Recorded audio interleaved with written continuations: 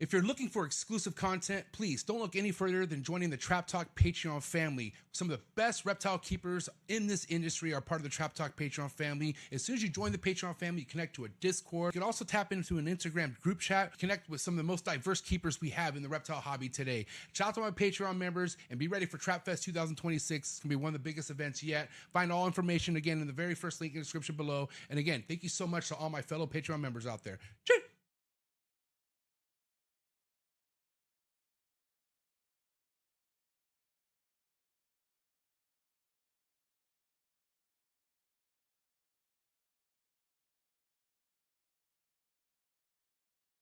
T-minus 30 seconds.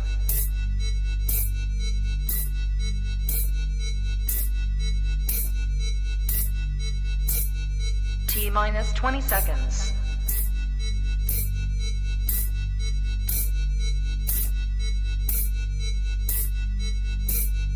10, 9, 8, 7, 6, 5, 4, 3, 2, 1. 0.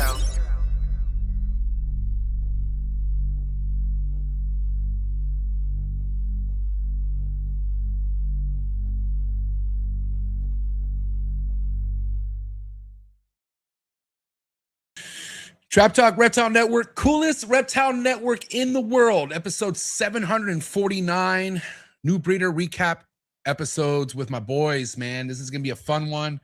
Scalation Nation, above all scales, and AAA reptiles. Boy, we're gonna have a good time. I'm your boy MJ. This is your first time tapping in with us. What is good, man? Hope you had a great weekend.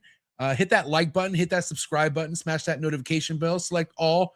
You'll be reminded every episode released out of the network. 7 days a week, there's a brand new network episode released out of the network. Okay, you can listen to all these episodes on all major audio platforms: Apple Podcasts, Spotify, Buzzsprout, Google Play, wherever you want to go listen to, you can. All right. So thank you for all the love and support. Appreciate it, man. But yeah, man, hope everyone, like I said, had a great weekend. I'm excited for tonight's episode. We're going to get to it right now in just a second. Want to shout out tonight's sponsor, Zoo Med, just under 50 years, biggest brand in the reptile industry. Get your next reptile product at Zoo Med. Check out all their latest products in the description below. My favorite being the Slither Sense. It's been working great for me. I have them in about 7 different enclosures, and they're all on point. Okay, so thank you so much, Zoo Med, for everything that you've done in the reptile industry / hobby. Check them out on Instagram. Also check them out on YouTube, and also check them out on their website as well. Find all the links in the description below. Thank you so much, Zoo Med. Also, tonight's episode is brought to you by PRAGUE MORPHS, my favorite couple out of Europe, slaying it. Talk about top tier projects and doing it right. That's PRAGUE MORPHS. Okay, if you really want to get excited, if you really want to see what's out there as far as the upper end type of stuff, then you want to go to praguemorphs.com, or you just want to simply go to their Instagram or go to their YouTube and check them out. Okay. Thank you so much, Devin and Teresa over at PRAGUE MORPHS. Cannot wait to have you back on the show, which is coming up pretty soon. So be ready for that. Also, tonight's episode is brought to you by Clutch, #1 ball python organization app in the game. If you're coming into the ball python game, separate yourself from the lazy bones. That's right. Stay organized, stay fresh, stay cutting edge. Do it with a Clutch. You can also find the link in the description below to try out Clutch free for 30 days. Follow them on Instagram. And be ready for more exciting announcements coming from Clutch here in 2026. Thank you again, Clutch. And this is going to bridge right over to the #1 ball python breeder in the game, Canova Reptiles. My man, Justin Kabelka, and his entire team. Been leading by example for so many years. Nothing gets you more excited than checking out a Canova vlog. So I would highly suggest, first and foremost, if you're not already, if you've been living under a rock, holy crap, please go subscribe to Canova Reptiles on YouTube and stay excited for sure. This is a fun, exciting time to be a part of the ball python game for sure. And we're going to get into it with my boys right now in just a second, because they're all working with awesome stuff. But yeah, guys, Canova Reptiles, top tier ball python projects since day one. Okay. Thank you so much, Justin Kabelka and the entire Canova team. Looking forward to having you back on the show here. Justin, got a big episode planned for that Justin Kabelka return episode in 2026. Hasn't been on the show all year, so it's coming. Appreciate you so much, Justin, and the entire Canova team. Also, tonight's episode is brought to you by Morph Market and Morph Market Shipping. Get your next reptile on Morph Market, okay, where you could select from many different top-tier breeders that we have in the hobby, all backed up by Morph Market's, guaranteed buyer that they have, okay? So you could definitely have a peace of mind when buying your reptile on Morph Market. And if you want to talk about how much savings you could save by using Morph Market shipping, I have saved thousands, okay? And I'm not the only one. We're talking over $3 million in savings as a hobby whole here, okay? That's no joke. And if you want to talk about one thing that us reptile keepers want in 2026 is to save a little bit of coin, you feel me? So thank you so much, Morph Market shipping. Again, find the links in the description below. You can also take advantage on their sales with their shipping supplies, okay?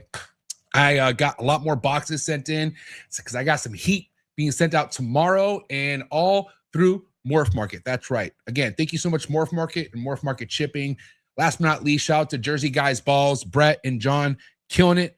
Also working with amazing top-end ball python projects, something you don't want to sleep on for sure. I would definitely check them out on Instagram, and you can also find them at any big NARBC show. So thank you so much, Jersey Guy Balls. I appreciate it. Keep slaying the game, and you guys are doing big things. I also want to give you guys a little bit of shameless plug here, man. Trap Fest 2026 is around the corner, okay? We're just shy of 2 months before Trap Fest this year. I got to tell you, the lineup is better than ever, okay? We got some heavy hitters pulling up to Trap Fest. If you want more information on Trap Fest and what Trap Fest is all about, go to my Patreon, okay? Click the very first link in the description below. Join the Trap Talk Patreon family today. Connect to the Discord, and then an awesome Instagram group chat for you just to go ballistic about anything reptile related. They talk about other stuff too, so God bless. But I'm just saying, Trap Fest is going to be so much fun. And all three guys on the screen tonight are going to be at Trap Fest, all right? And these guys are a lot of fun to kick it with. And yeah, that's all. So I don't want to waste much more time, all right? We don't have Big E tonight, dude. Normally I drop the Big E Top G, but he's on his way back home from having a killer show in Arizona, okay? The Reptilian Nation, I hope I said that right. The homie Big E brought in over 7 G's, all right? $7,000, bro. What dead market? Are you kidding me? God dang it, man. Just follow people who are successful, and you'll see the ball python game is a good game to be a part of. Big E Top G, I'm proud of you, my guy. I kind of brought on the people I'm bringing on because how much I'm going to miss Big E tonight. We're all homies, okay? All of us are homies, and we all ride with Big E Top G, and that's a fact, all right? So we'll see him next week. How many episodes does Big E miss? Hardly any. If anything, I'm the one missing him, all right? That's why my face isn't even on the freaking thumbnail anymore, all right? But listen, this is the time where you got to get your mind right, and you got to stay hydrated for episode 749. This is New Breed on the Block recap episodes, Scalation Nation, above all scales, and AAA reptiles. Serving it up right now. Let's go. Good.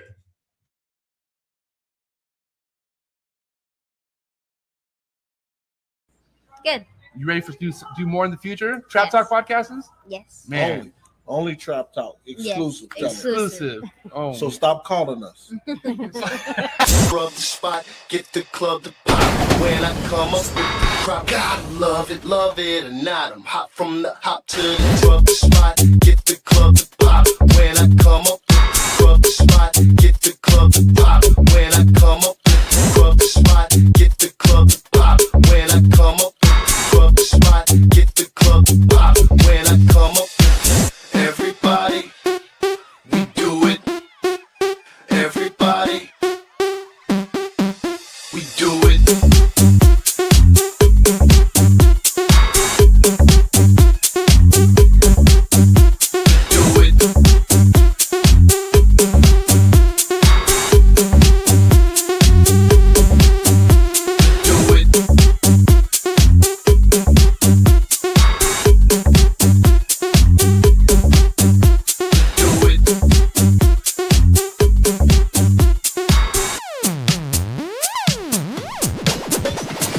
Rub the spot, get the club to pop. When I come up with the rub the spot, get the club to pop. When I come up with the rub the spot, get the club to pop. When I come up with the rub the spot, get the club to pop. When I come up.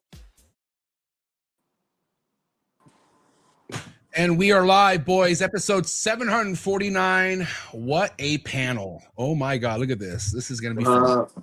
The boys. The boys. What up, gang? What's going on? Dude, usually we're just in the chats going ballistic. And now we're face to face with each other, virtually on a computer. And now we can, I don't know. We can't do what we do in the chats here. Okay. I don't know if it's a good thing or a bad thing. Yeah, it's gonna be bad for one of us tonight. I think Wonder we know, who. I think we know which one. I'm just kidding. Hey, listen, brother. The Oh. first step's admitting it, man. The first step's admitting it. Dude, he's even having a stiff drink. Holy shit. Dude, he had to mentally prepare. Damn. And I'm not gonna lie, I'm happy to see Shane here because it's been a long time since Shane's been on the show. I mean, you two recently been on not too long ago, but Shane, it's been what, 2 years since you've been on Trap Talk? It's been a minute. Yeah, it's been a minute. But a lot has happened for you, man. Like your collection has changed in a sense, because you have a boat, one or two bow litters under your belt now. Just one. You have one. You have a lot more chondros. What's going on, man? Where are you at with your collection? I know you still have ball pythons, obviously, right? So can we kind of catch up with you real quick before we get into the meat and potatoes tonight? Yeah, it was a big shift with the. We plan on moving to Florida, so I had to get rid of all my giant stuff. So all the retics, burns, anacondas are gone. Really revamp in the process of revamping my ball pythons. Now that I kind of have like more like legit goals with them. Right. And then building the chondros. Got the one emerald tree bow. I like to build those up a little bit more this year too. Yeah. And keeping the boas and the carpets. So. You brought on those moving aspirations, Shane. Why are you moving? Why are you moving to Florida? Why is he not moving to Florida? He bro? was. That's a good point. Why are you not? Yeah, I work outside a lot, and I'm tired of working outside in the winter. So I just don't like being cold, man. I'll make everything else work as long as I don't have to be cold no more. Is that a good enough answer, Double J, or fuck, dude? Hey, whatever bro, he wants to do, I support it. I like Florida. It's easy for you California boys to be like, yo, why are you guys relocating? Motherfucker. I'm just it curious was why. 75 degrees Virginia. 2 days ago. I woke up today with my car covered in ice. All right. Yeah. No way. Yeah. Dude. It's 95 degrees here today. Yeah, we must be nice.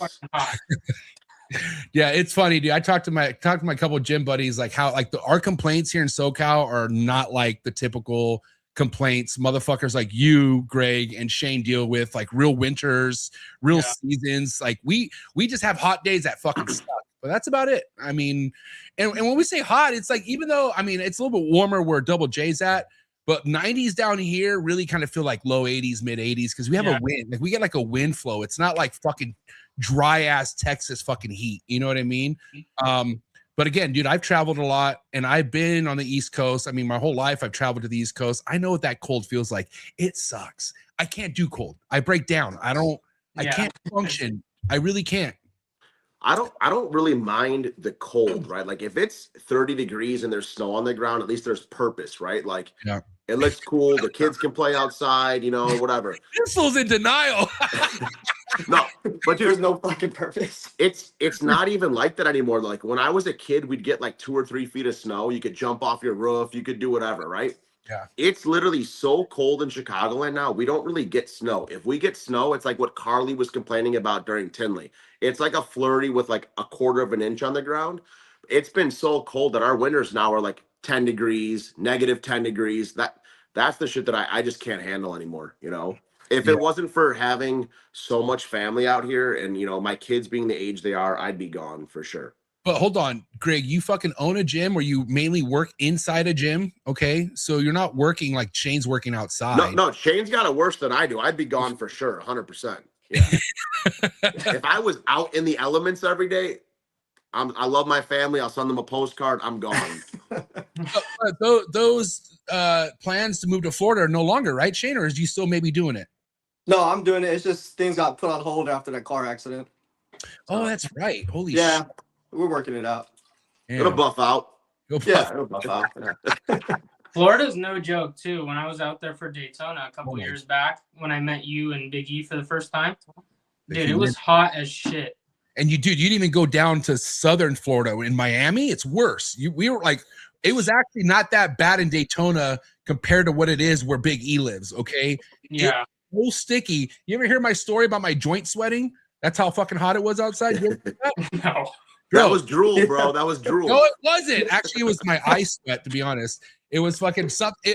Okay, it wasn't sweat from the joint. It was sweat from me. But literally, as I was puffing, my joint was just getting wet. And I was like, what the fuck? This is worthless. So it actually made me not want to smoke, which is crazy to think about, you know, MJ not smoking, but Daytona was crazy, but like we went to Epcot when we were out there for the show. Oh yeah.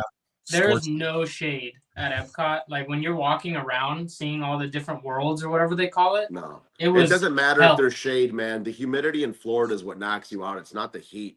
Like to me, like I grew up going to Florida every single year. Yeah. If you're on the water, it's amazing. Yeah. As soon as you're 5 minutes inland, you're smoked, dude. There's no chance. Yeah. No chance. Yeah, dude. Fucking I forgot what time it was. It was like my second or third time down there, and I got to link up with Tyler Nolan, and we went out on his boat, and like he showed me some fucking baller areas down there in God, where does he live? I forget the name of that.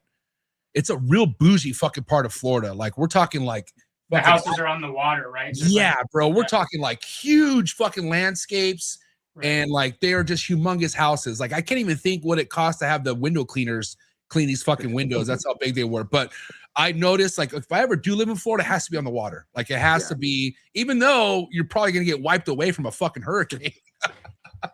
Well, like, you could live, like, lakefront, you know, with all the lakes down there.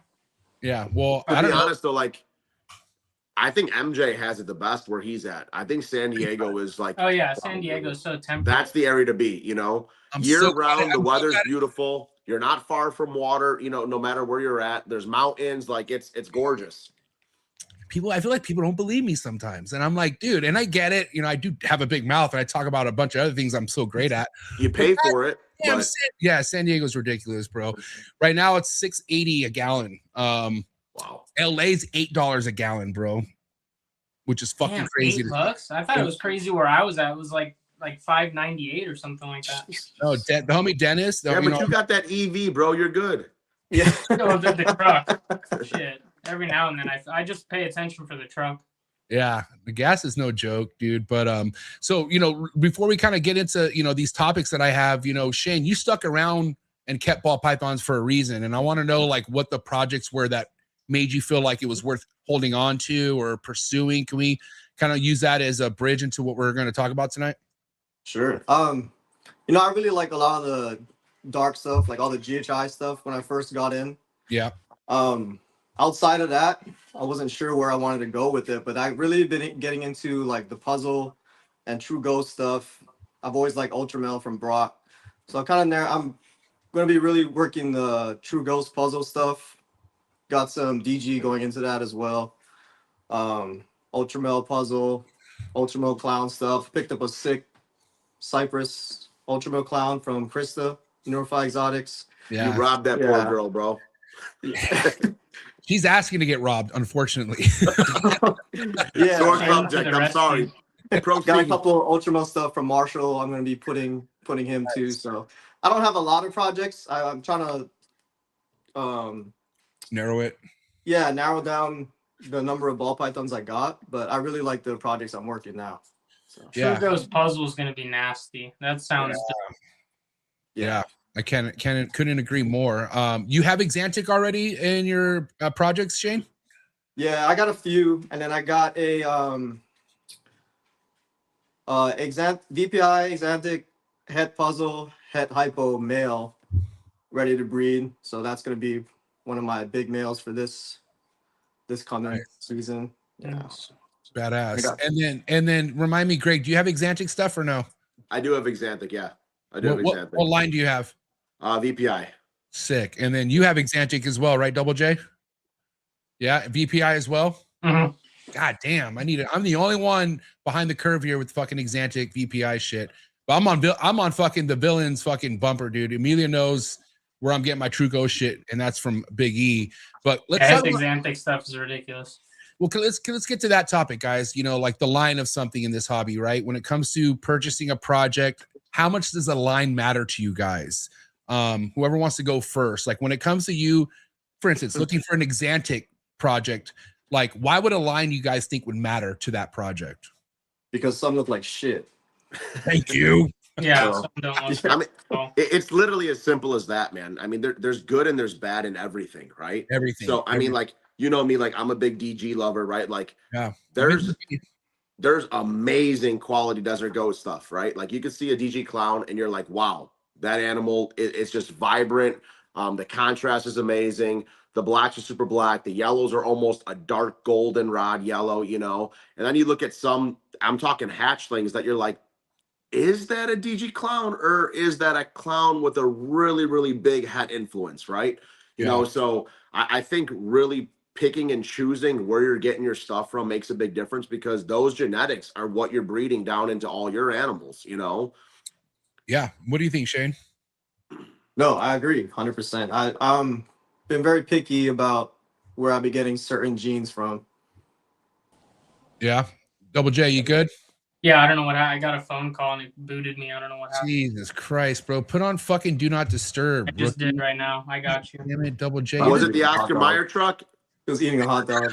It was hot dog on a stick asking if you Yo, want that dog. we're outside, Eating a bro. hot dog. It's like the ice cream truck. The tune goes off, and I gotta hop off. We got some great news. You passed the drug test. When can you start? Fucking hey. But yeah, you know, listen, Double J, I feel like you're, I don't know. Greg's pretty active right now buying ball pythons. But for you, Jarrett, like, why would a line matter? Like, what's the deal with getting the right line in your eyes?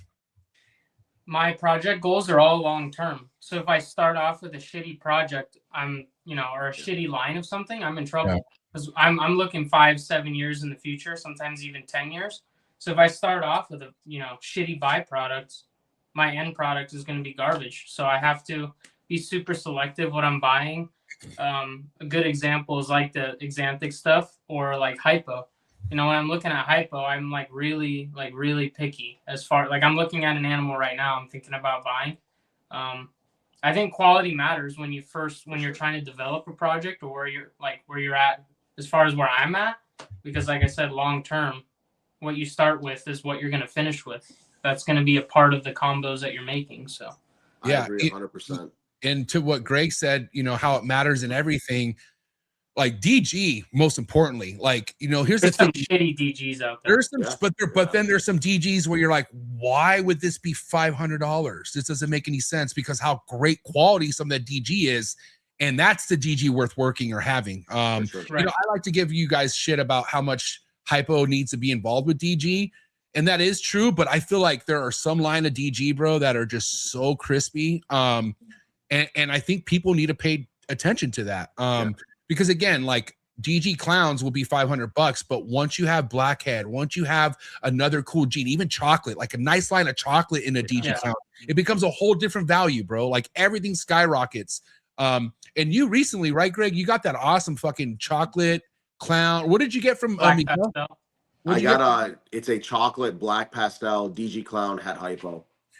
And one thing about Miguel, bro, I don't know what it is, but all the lines he worked with are fucking great quality. Like that's why in the beginning I only bought through him, because everything I would get from him was like good lines of everything. And you noticed that, Greg, when you bought that 100%, from him? 100%, man. I was literally looking for that animal all year. I knew I wanted chocolate in it. Black pastel was an added bonus, but I was looking at a ton of stuff, and it was like, I don't know, you know. So, dude, at the end of the day, first impressions mean everything, right?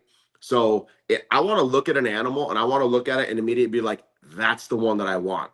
And at the end of the day, that might mean paying a few extra $100 for it, opposed to, you know, I feel like a lot of people, they just price shop, and they rather go spend $300 to $500 less for a shittier example, opposed to investing in the long term of that animal. If like Jarrett said, dude, if you're buying it as a hatchling and it's already mediocre, we know how these animals work. Over time, they only get worse, right? Yeah. So to me, you want to look at that hatchling and it's got to blow your mind. And if it means spending a little extra, I think you're going to get a return on your investment, man. That's a super important point. Like, I deal with people that reach out sometimes and they're like, this is my budget. And it's kind of a struggle because you don't want to feel like a salesman, but you have to, like, you know, bring it to people's attention. It matters, the animals that you start with in a project. Like, if it's a few $100s, spend the money. Like, spend them. You're going to be way happier in the long run when you buy quality stuff. And guess what? This is a long game. Like, it's not. Guess what? If you don't have that few extra $100 right then and there, just wait. Most of these breeders will say, hey, listen, that's fine. You could only give me $500 now. Yeah. All right, give me 500 now. You got 30 days. Give me 100 next week, 100 the next week. We'll ship that animal out. You know what I'm saying? Exactly. Like, Right. like, I don't think people realize what a buyer market means. It means you have the power. Like you could really fucking work with a lot of us. You know what I mean? And what's crazy is like, this is what's unfortunate is because people go to Morph Market and they see what things are being priced at, but they're trying to put every price on the same snake everywhere. And that's not how it works. Like, and what's crazy is some sellers are like, they feel like they're forced to lower their prices because how much that lower grade snake is going for, but that's where people fuck up. You shouldn't lower it, because what you're doing is you're literally lowering that value, that project value. You're not only devaluing that product, but you're devaluing your name and the quality that you put out, you know? Dude, fucking facts. Shane, you're definitely a good example of somebody who likes good quality stuff. I've paid attention to how you bought in, like, you know, boas and then other stuff, but like, what do you look for, Shane, when it comes to a good quality line? Like what pops out to you? I just like the ones that look the best. Yeah. Like, we're talking like my Exantic stuff. Like, I like Big E's Exantics. I like how they hold that silvery color a lot longer. And they're not looking brown at 9 months, you know, or yellow or charcoal. But good. Yeah, I just look for the ones that keep the colors that I like as they get older. I look at the adults that they have, their past projects. I try to stay away from the value stuff, even though it would be great to have some cheaper stuff to build my projects a little faster. I just this is not a business for me, so I have time. So I'll just get the high quality stuff when I can get it. And everybody wants the cheaper valued stuff, right? But you have to shop with your eyes, you know? Yeah, 100%. I mean, MJ said it 1,000 times. Emilio said it 1,000 times. I mean, like, it needs to grab your attention. Like, I have a buddy I was talking to recently, and he was talking about how, like, when he goes on a Morph Market, the first thing he does is he hits the filter and he sets it by price.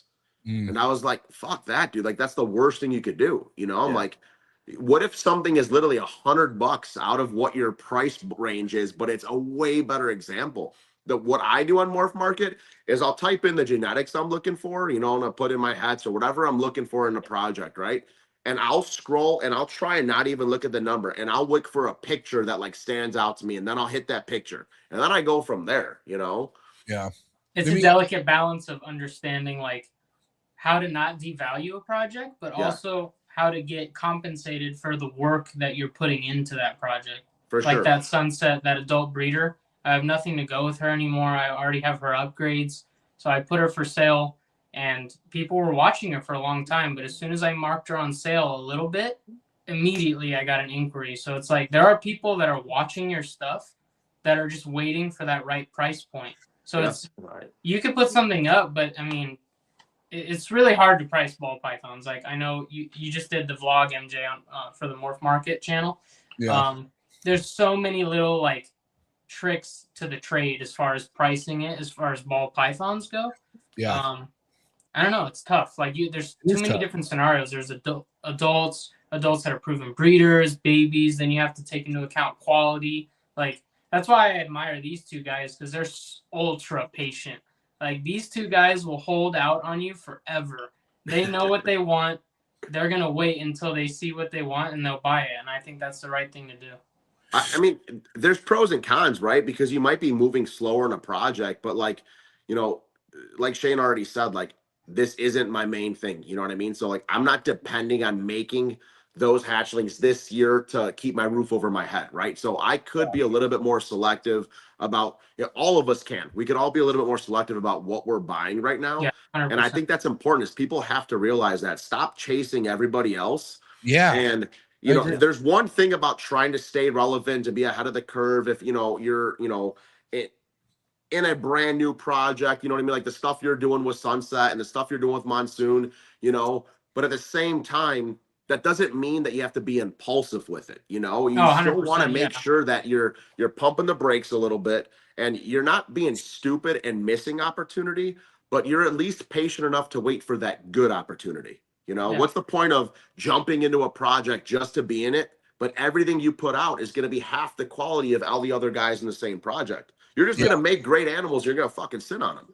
I was waiting forever for the right male for the monsoon clown.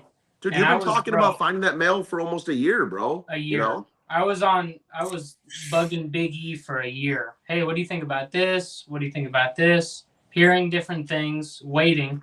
And when the right male came up and I brought it to him, he was like, this is the moment. So jump on it. So that's what I did. You know? Let me ask you a question, bro. Would you jump on these? Oh, Lord.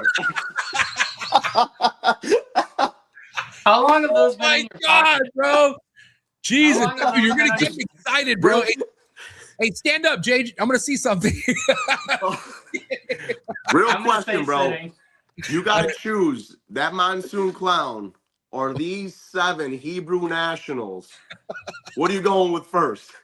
Don't lie to us. Hebrew slap, bro. I'm sorry, dude. I'm going with the ballparks, bro. I can't rock with the Hebrew. Ballparks, bro. Ballparks over Hebrews? Are you serious? Nathans are fire. I fuck with Nathans. I'm Hebrew national, then Nathans, then Vienna. Bro, how long have those been in your pocket? Don't worry about it. Those things. Wouldn't you like to know? All right, listen. Terrible. Back to the ball pythons, because you know, one thing that you guys are definitely familiar with is the fucking rat race coming into this game, right? Like the whole idea of needing to hurry up, like, and mainly it's because you want to hurry up and make something before someone else does. And I don't give a fuck who makes what, because at the end of the day, my goal is to make the best version of it, period. And even though something's been made, if you make a better version of it, that's what fucking matters. People will pull eyes on the better looking fucking combo that's being produced versus like, oh, this was already made 2 years ago. But then again, it's like, well, look what's in it now. Like, it looks a lot better now. Like, you know, at the end of the day, DG Clown's being out with the rat. Like I said, all it takes is that one right morph to go back into DG Clown and it becomes a whole different project again. That's why, and that's, you guys would admit, right? Like, that's where a lot of people go wrong, is the whole rush into a project, like having to hurry up to make something. I mean, that's only going to lead to fucking wrong purchases, wrong moves. And again, rushing anything in this is a fucking bad move. Wouldn't you guys say? People buy what they're getting out 2 years later. Yeah, and then getting out 2 years later. So what's the point? What are you gonna say, Jay? People buy what's hyped and not what they're excited about. And that doesn't work. Yo, perfect example though is like, for example, I mean, Sunset, right? Yeah. It's booming right now, you know. Even MJ has said, like, this year there's been some projects with Sunset that have given it legs, right? And Jarrett is 100% diehard Sunset, and I give him all the respect in the world because same here, I do. He doesn't give a shit how much we bust his balls. Like, he is diehard and he has passion for the project and he doesn't listen to any of the shit we talk, right? And he's gonna run with it. And he was trying to, you know, talk to me into, hey, listen, dude, you got these DG animals, I have these hat DG, like, we can work together, we can make an awesome project, blah, blah. And we were going back and forth, and I was honestly considering it. And it was more so just because in my mind, I was, okay, I know he works with quality, I know he's passionate about the project, I'm passionate about my DG stuff. You know, if we put it together, you know, we're going to make some stuff that there's really not the ingredients out there. So we're kind of the front runners in that project then. And that's what got me excited too. But at the same time, it's not against his project, right? But I kept looking at Sunset stuff and I was like, man, like, do I want to invest that way? Or do I want to go heavier in the Hypo DG Clown stuff? And even though I could have been like in the Hypo DG Clown, I'm going to be way behind everybody else, right? If I jumped in the Sunset stuff with him, we would have been probably what, Jared? Like, probably like some of the top 5 only working that project, right? Maybe. I was telling Greg that you're still going to be working Hypo DG Clown. Sure. But we're in ball pythons. What's next, everybody? What you can produce shit today, like MJ says all the time, and tomorrow, that's the fucking past. Exactly. What's next? Exactly. My point was, like, how you make Hypo DG Clown, what are you going to add to it next? Xanthic, sure. Sunset. There's different avenues. You know? Exactly. My point was, though, how passionate you are, and your passion was wanting me to get involved with it, right? But at the end of the day, no matter what we say, you're like, no, I'm still running with Sunset. And no matter what you were saying to me, I'm like, man, like, my heart is still doing Hypo DG Clown. Like, I look at I look at a base ass DG clown and I still get excited, you know? So for me, I don't care how far behind I am with people. I want to work the projects that when I open up that tub, I get excited, you know? And it might not make me the richest guy in the industry, right? But I'm going to love what I fucking am making. And if you love what you're doing, it's going to keep you involved, you know? Right. If Double J's mindset was in the next year or two, he would definitely get the fuck out of Sunset, but it's not. Like he thinks a lot further down the road. He's not concerned about what he's making this year or next year, because in his eyes, he already thought about that 5 years ago. Yeah. I had that talk with him. I told him straight up, I'm like, dude, like I give you so much credit because he's able to sit there and he's able to look so far into the future and he's already got it mapped out, you know? You have to. Again, because it's only because this is how this game works. It's so quick. And again, it's quick, but doesn't mean you need to rush it. Your mindset just needs to think further down the road. And a lot of people buying into projects are worried about making that project in the next year or two, which is fine. But like, again, how much, if you take the long route, which that's what Double J and that's what Big E does, you take the long route and then you finally get to that project. Now we're talking about something that you're pulling eyes on what you're making. Okay. Because it's going to be different. You know, one thing you said, Jared, on that episode you had with Emilio is like, dude, hitting Exantic Sunset Clown, or I'm sorry, hitting Exantic Sunset would be so sick to, even if it looked like shit, it's still worth pursuing and hitting, because it's a risk, but it's worth pursuing it. Because I still feel like I said, I think there's going to be a lot of bad Sunset Exantic examples out there, but there will be that one that's like, holy shit. Yeah, this is fucking sick. And it's almost like that was almost anything we work with, right? Like you got stuff that's kind of like, oh, that's cool. But then like how I admit that there's some Sunset combos that are forced to be reckoned with. Like, you know, I could talk shit all I want until I see the right Sunset where I'm a realist, dude. I'll keep it real. Like some of the Sunset shit with Cypress and stuff that I've seen in it fucking blows my mind. Yeah, Miguel's Cypress Sunset Clown. Yeah. That was a badass animal. Tore the house down. 100%. But can you make that project? Can you hit that snake overnight? Like, is that an overnight snake? No. Miguel's been working Sunset for fucking years, dude. Yeah, years. And he's. But what does that tell you? He's one of the top dogs in the game, and he puts that much stock into Sunset. And I don't need to argue for it anymore. If he's working it that heavy, you know. And he has some of the nicest Sunset combos being made that other people have been working Sunset longer than he has. And he's fucking smoking them out of the water. Yeah. You know I was at his house, and I'm a Sunset guy. I love Sunset, and he was showing me stuff that I saw online that I was like, I don't know. He was showing it to me in person. I was like, God damn, that in person is a different story. I misjudged that. Yeah, Miguel is one of the only other guys where I visited their collection, and every tub I pulled, my eyes were like, what the fuck, dude? Like, you know, Justin was obviously the other one, right? Where it doesn't matter. Well, he has a lot. Justin has a lot, but if he he has everything. But he'll point you to the one to look at. He said, look at that rack. And it's like, you know, mainly his holdback the baby holdback rack that he has. Bro, everything's a fucking jaw dropper, man. Yeah. But again, dude, longevity, guys, like this is what, like, you know, you get this stigma in the Chondro game right now. Like people are in a rush, and I'm like, dude, Chondros is the last thing you want to be in a rush with. But you can't tell these people because they don't fucking listen. They just feel like it's a timeline where they need to get this stuff because it's going to be too late. Where's the fire? I'm confused. Like, why do you want to be in such a rush to make something so sick to where like you don't even have a name to sell this shit? First and foremost. Like, chondros are a hot commodity right now in the hobby, but not everyone can sell their chondros right now. Go figure. Some people are selling them, bro. My first one, I couldn't get it to eat. Let's talk about how they humble. I don't want to go there, but yeah, you're right. Yeah, it's not a ball python. These people selling all their ball pythons to move over to chondros. It's a whole different ball game. Like it's not the same thing. It's a completely different game. Like. By the way, if you would have called me, Double J, you would have got that snake to eat. Just want to let you know. Okay. Dude, we tried so many different you didn't try with me. You didn't try. I think the travel just shocked the animal. I think you not having my number is what fucked it all up.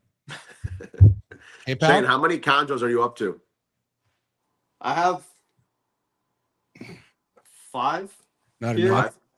Yeah. 5 and 2. 6 coming. coming. Oh wait, he has 2 coming. Yeah, me and Carly. Yeah. Yeah.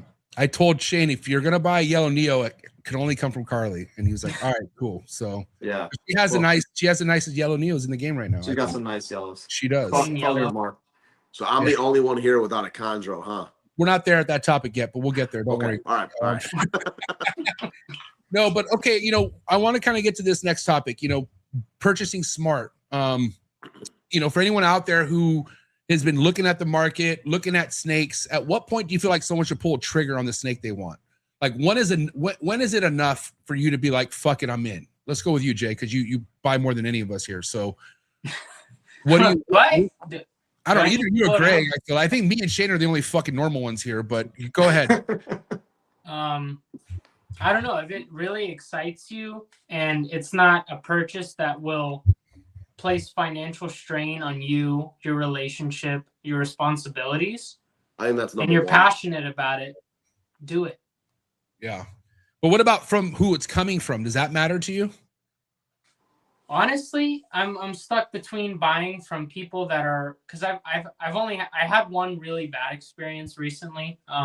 But yeah, I mean, buying from reputable people is important, but sometimes it's a smaller breeder that not a lot of people have heard of, and they produce something you need. The game doesn't survive without supporting smaller people. It's about the animals. It's not about the person, right? If the person is somewhat reputable, they have decent reviews, and they have exactly what you need, have a conversation with them. We have to support everybody in the hobby, right? Sometimes people, not everybody in the hobby. Okay. I get what you're saying. Like the up and comers, like give people a chance. Yeah. I agree. If all the boxes are checked, I agree with that. Yeah. If all the boxes I think buying with your eyes first is most important. Like we said, I agree too with that. Yeah. So obviously the reputation of the breeder, it plays a big role in the buying decision, right? But I think before you buy for price or you buy for a name, the visual has to be there. Okay. Yeah. If the visual's there, okay, who is this breeder? Like if exactly. Oh, he froze. Oh, damn, he was just starting to cook too, man. No, I'll come back. Chicago. Oh, it's cold in Chicago. You hear Greg, me? No, you broke up. Say that again, Greg. You're good. You broke up. Oh, look, he's out. Fucking Big E Jr. over here. All right, let's get with you, Shane, and then we'll get back to Greg. But purchasing and all that stuff, like what are the do's and don'ts when it comes to you, like set on something you want to buy? What do you look for and whatnot, Shane? I think it depends. Like if I'm getting into a new project that's going to be a little bit more higher end, then I would take a little bit more risk. But God damn it, dude! I think it's you. Yeah, I don't know what's going on. All right, go ahead.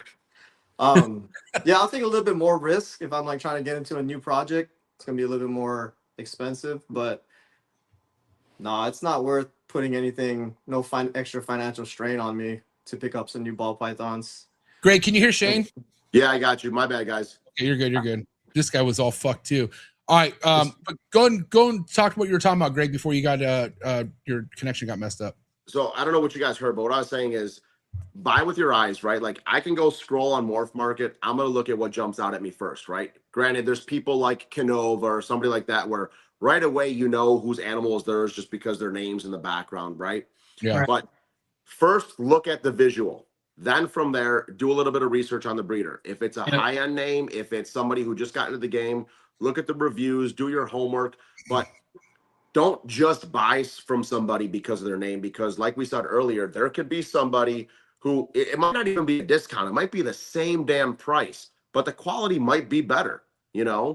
So that's my whole thing is, like Jarrett said, it's obviously got to fit, your financial situation. I don't think anybody should be putting themselves in debt to get into the game, right?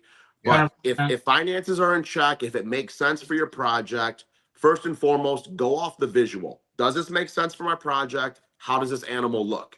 Then do your research on that buyer or the seller.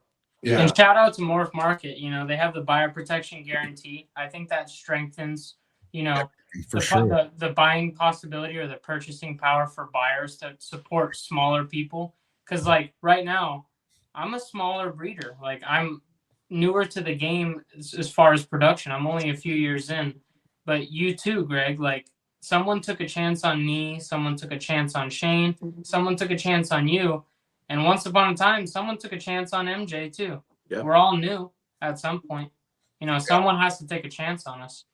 So, but again, it's not hard to fuck that all up. And what I mean by that, 100%. When I do my research, I look at their other ads. Yeah. I look at everything.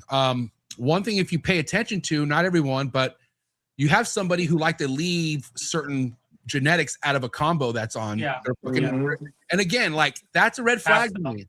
That's a huge red flag to me. And also, guys, at what point do you feel like someone should get the snake genetically tested if they're buying it? Like, what do you look for something that makes you say, I need to ask if this is genetically tested? Are we talking for hets or just like visual codons? I think, like, for instance, okay, here's an example. I won't say the name, but somebody was like, hey, MJ, I'm buying this blackhead gravel. I'm sorry, yeah, this blackhead gravel banana clown. They showed me the snake. Looks like a fucking banana clown to me. I'm not saying there's not in it, but I asked, is there a genetic test coming with it? No. Well, then I would not pay $1,500 for that fucking snake, because it's more likely you're buying a fucking $300 banana clown. Okay. And as a seller, if I'm going to say it has gravel and blackhead, why wouldn't you want to have a genetic test for it? I agree. Right? Yeah. If it's hard to ID, I think you should test it. I mean, I test Or if shit it's that's important easy to to your ID. project. Well, of course. If you're buying that animal, like the stuff I have available right now that has vanilla. Yeah. If vanilla is quintessential to your goals, ask me, hey, can you get this tested? And the answer will be absolutely. You know what I would want to, okay, so if I were wanted to buy that snake that you have up, Jared, even though like I know you, but like let's just say I didn't know you, I would want to test that thing for fire or something, just in case. Like just in case. Because I made that. Sure. If a buyer was like, hey, this is really important to me, I want to make sure, even though fire wasn't on either side of the pairing at all. Right. For I'm sure. just an example. Yeah. But if a buyer came to me and said, I need to know, I need to have verifiable evidence that fire is not at play, I'm paying for the test for them. Yeah, sure. Yeah, because you're seeing. Why would I deny a sale for $35 or $40, whatever a test? I was just gonna say for $40, you'd be stupid, you know? Yeah, why would but that's the thing, like I also think that let's change roles from being the buyer, but actually being the seller, right? Yeah. If you're listing an animal for $1,500, like MJ said, you need to be if the genes that you're listing are even in question, you can't put that price point on there until you have testing, you know? Right. Exactly. I agree. You can't. Like if it's in question. That's what motivated me to test some of these, like the visual vanilla clowns that are double head hypo sunset or DG sunset. Originally, it was brought up to me like, hey, vanilla is kind of, it's not something super, super sought after.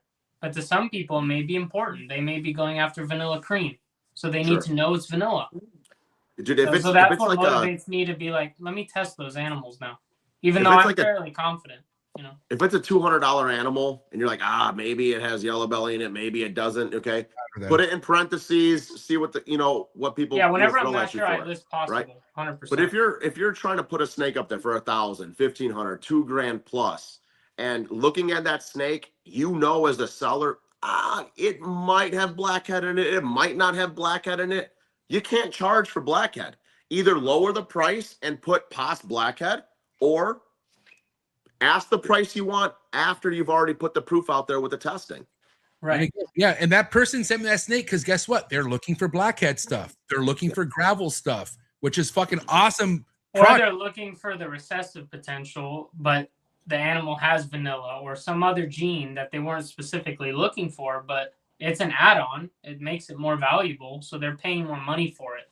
So you just have to weigh the scenario. Like I don't want to say the name of the person, but I bought a blackhead dreamsicle, blackhead yellow belly dreamsicle, right? I get the animal in, then the blackhead test comes out. I test it, negative for blackhead. What do I do? I mean, it's not like it was his fault because there's no test. Right. So. But again, man, like that's an era I'm glad we're not in, where people could just go off their fucking guessing. Because how many snakes were sold off a guess? Jesus Christ. But even now, I think they're not super confident on the blackhead test. I don't think it's like one of the tests that are super, super confident, like the 90+ percentile. Science. That's what I'm hearing. Yeah, I don't know. I mean, that's another thing too, man. Like, as much as we rely on shed testing, might be better to hit projects where you don't need to rely so much on shed testing. And again, there's some things where you can't, like lace. Right, lace is one thing where I'm not giving up on it, but god damn it, like if it's not a white lace, it's kind of hard to figure out if it's in there or not. I wanted to ask you this, MJ, because I was going to bring up lace as one of the projects I wasn't pursuing because of hype. Because I don't see a lot of lace stuff where I'm like, man, I need that. Well, I don't really care that much. Well, it's kind of like, okay, you're not a fan of gravel because it's just a gravel, but what happens when it's a super gravel? Whole nother ball game. Oh, 100%. Lace has to be white lace. It has to be. Exactly. Yeah, but even the white lace stuff I'm seeing, I'm like, I like it, but have you been adjusted for me right now? Have you been at Justin's? Not yet, no. Oh my god. Okay, then go to his place and look at the white lace that he has. White lace with some of the right combos it's a big difference than lace. Oh, it's beautiful. White lace is better than DG. I swear to God. I agree. I've seen some nicer than DG. I was having that conversation with Greg and some people that we were chatting with in another chat said that lace was going to take over DG. And I said, I don't think this guy knows what he's talking about, to be honest. I don't think that. To be fucking honest with you, dude, Justin kind of gave me that energy like 4 years ago. Yeah, because he showed me comparisons. He showed me a 5-year-old white lace clown next to a 5-year-old DG clown, and the white lace clown at that age smoked the DG clown, bro. Like, but what happens when you put other genes with it? Does it compare to DG clown combos? Or I haven't seen enough, to be honest. But I was gonna say I don't think we've seen enough. Yeah, but I got to tell you, any white lace combo stuff that I've seen, like the Rice family, you know, Rice Reptiles. Yeah. Last time I was, what show was I at? And they had some white lace shit, and it like just a white lace clown. It looked fucking awesome, dude. Like it looked really good, like really good. I just don't know what it is when you throw other stuff into the mix. When you compare it with DG, like white lace is technically, if you think about it as a recessive, it's a super. So the lace is not super like. But it's not visually impressive. You need it to be white lace. The whole point of this game, you work everything like it's a recessive anyways. Like that's what you just have to do. You know, obviously there's spot nose and other things where you don't go into super, but even with fucking Greg's chocolate shit, bro, put that shit into a super, watch what happens. Like super chocolate is a yeah, so I feel like if you're working an incomplete dominant that looks better as a super, then just work it as a fucking recessive.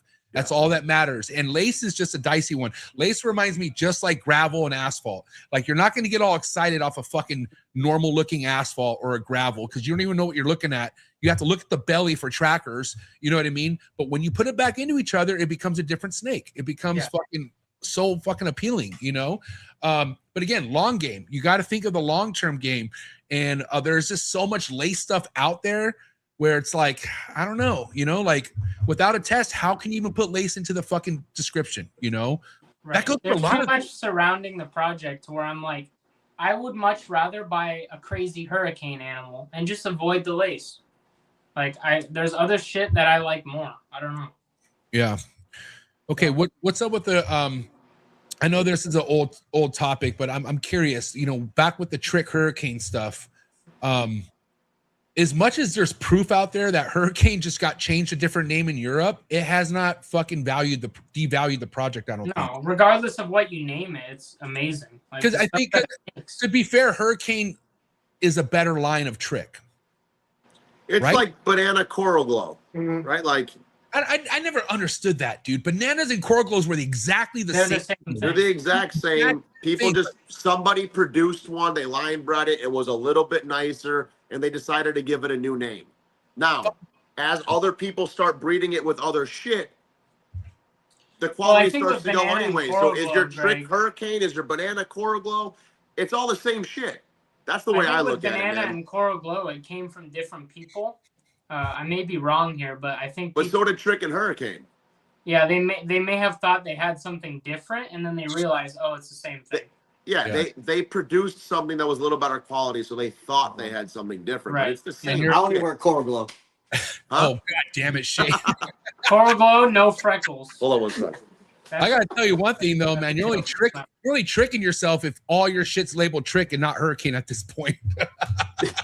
Because, dude, you're fucking yourself in the goddamn foot. Or wait, never mind. That doesn't make sense. Yeah.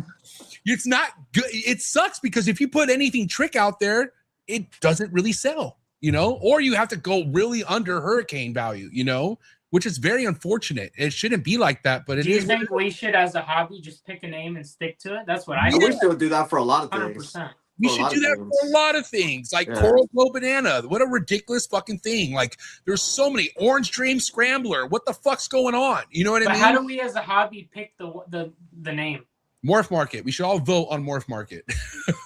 They should put out like a V-Unit poll. They should put out a Morph Market poll. No, this is the new name. We're going by it. We won't even let you post as trick. Okay, the same way we vote for president in the United States, if people knew you could go to Morph Market to vote for this, it would fucking blow up. It would be so huge because we're not the only ones who want to fucking take away some of these stupid ass names that just confuse everything. It really does, dude. And again, like, we should try to work on being less confusing in the ball python game in 2026. I really it removes that label. Genetically, hurricane is identical to blah blah blah. You know that label that comes out when you're buying something that's similar? There's no need for that label if we just vote on, hey, this is the gene now. This is what we're calling it. So the same way that we can take away people's rights for voting, can we like exclude some people for voting on these names? Mail-in ballots. If you haven't had a clutch yet, you can't vote. That's it. No shit. Breeder suffrage rights.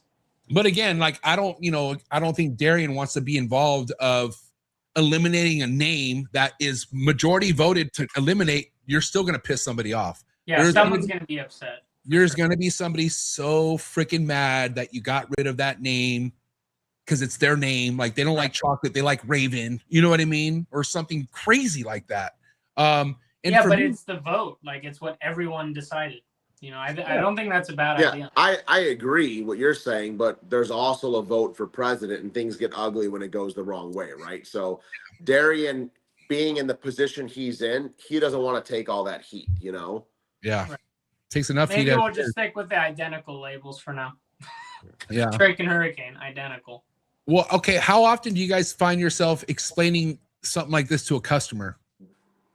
Never, because I haven't produced stuff that's could be considered identical to something else yet. So no, you haven't even had the Exantic line talk with anyone? Like, why should someone go with VPI? That hasn't been a conversation you've had with people, Jarrett?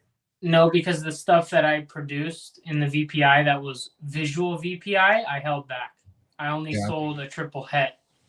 So I haven't sold anything Exantic yet to have that talk, and I don't work Coral Glow or, you know, so I haven't really had to be in that position. I've obviously had it with buddies, but not on the actual customer seller basis.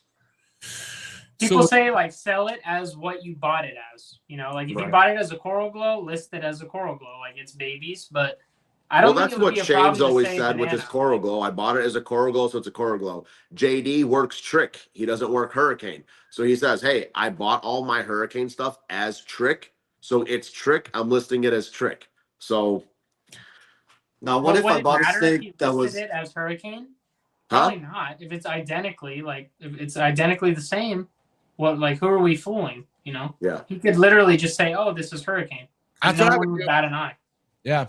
Like Arnold Schwarzenegger says, bend the rules a little bit, not too much, but bend it just a little bit. You know what I mean? What were we gonna say, Shane? Until before Double J interrupted. I know this guy. No, so I bought a snake that was it was labeled Confusion. Then after the sale, it got changed to Acid, which doesn't really matter to me. But I was like, oh, okay.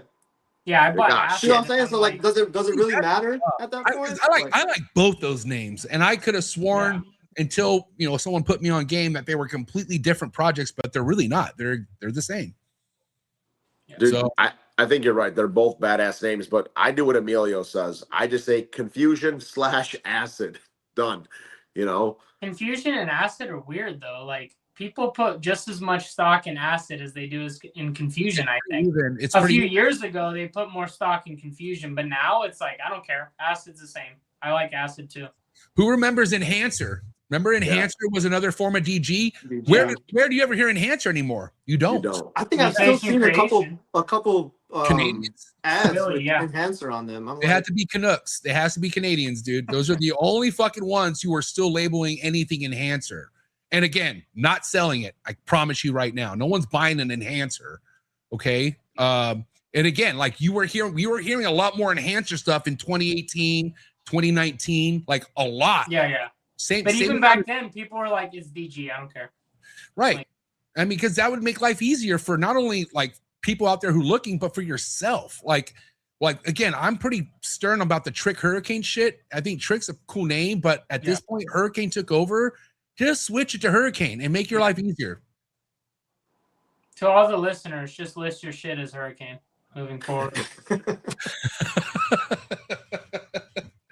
All right, listen, we got to go to commercial break real quick. All right, so guys, sit tight. We're just getting warmed up here. We'll be right back for the second half and quick word from our sponsors. Sorry for the interruption, folks, but a quick word from our sponsors. Shout out to tonight's sponsor brought to you by ZooMed. ZooMed is proud to be supporting the Trap Talk Reptile Network. At ZooMed, reptiles are our passion. For over 48 years, we've been creating premium foods, supplies, and habitats for reptiles and other exotic animals. We're a company made up of hobbyists that test our products on the hundreds of animals that we care for here every single day. Whether you're an established breeder or a first-time hobbyist picking up your first ball python, ZooMed has you covered with everything you need to keep your animals happy and healthy. I'm excited to talk about this new product with ZooMed called the Slither Sense. It is a remote temperature and humidifying monitoring system, which we all know how important temperature and humidity is to your reptile. And for you to have remote access to your temperature and your humidity in your reptile room could really, really be a game changer for the longevity of you keeping reptiles. So guys, make sure you check out that product. Find the link in the description below. Click on it right now. Give me your feedback in the comments below. Let me know how you're liking a brand new ZooMed product.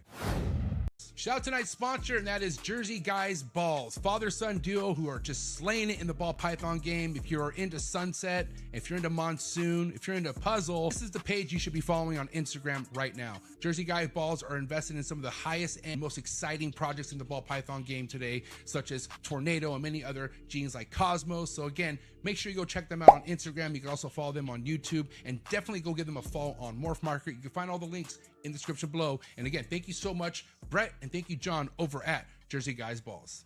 If you're in front of the line, cutting edge, high-end ball python projects, you don't want to miss this. Shout out to Teresa and shout out to Devin over at PRAGUE MORPHS, the heaviest hitters out of Europe currently in the ball python game. If you're into the double, triple recessives such as puzzle, hypo, and other amazing recessive, incomplete, dominant projects, and make sure you head over to PRAGUE MORPHS right now on Instagram. Check them out on YouTube. You can find all the links in the description below, and many more updates with RGI and PRAGUE MORPHS to come. So again, thank you so much, Devin and Teresa over at PRAGUE MORPHS. Cannot wait for many more collaborations.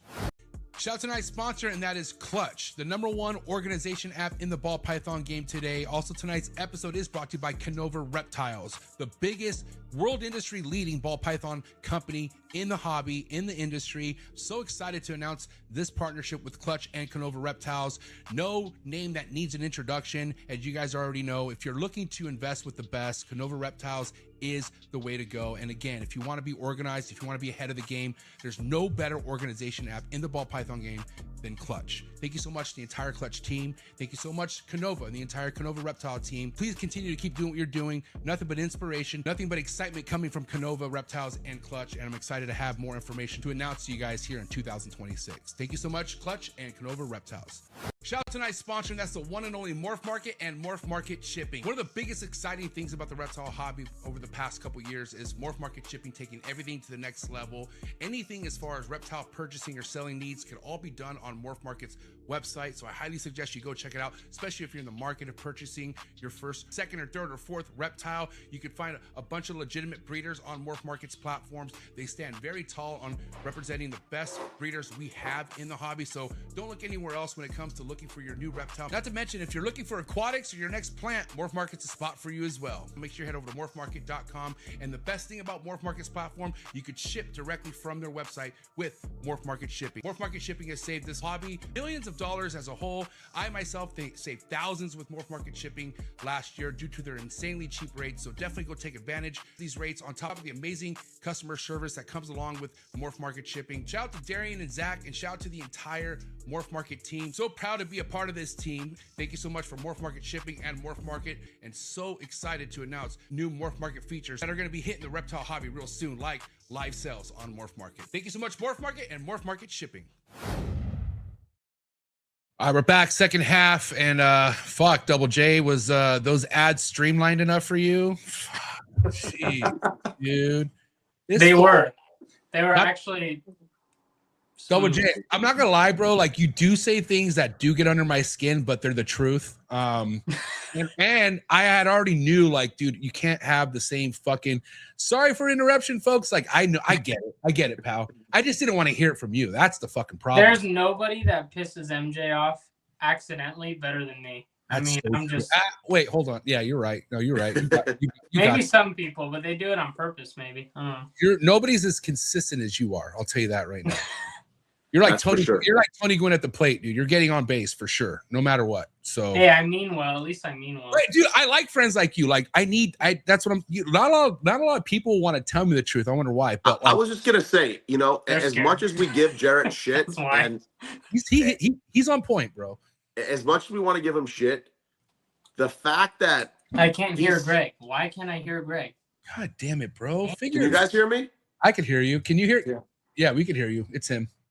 Dude, he's probably got hot dogs in his ears, dude. His thing, yeah. You should have waited to show him that pack later on in the episode. That's where his mind's at right now, bro. It's like you're showing a fucking bro. My legs were getting cold, dude. Double J, you there? Yeah, I got you. All right. So what I was gonna say is, as much as we give you shit, man, like, dude, I mean, he's on I'm point. sure MJ respected the fact that you were like, hey, man, like you're asking for advice. You probably don't want to hear it, but here's my take, right? Like.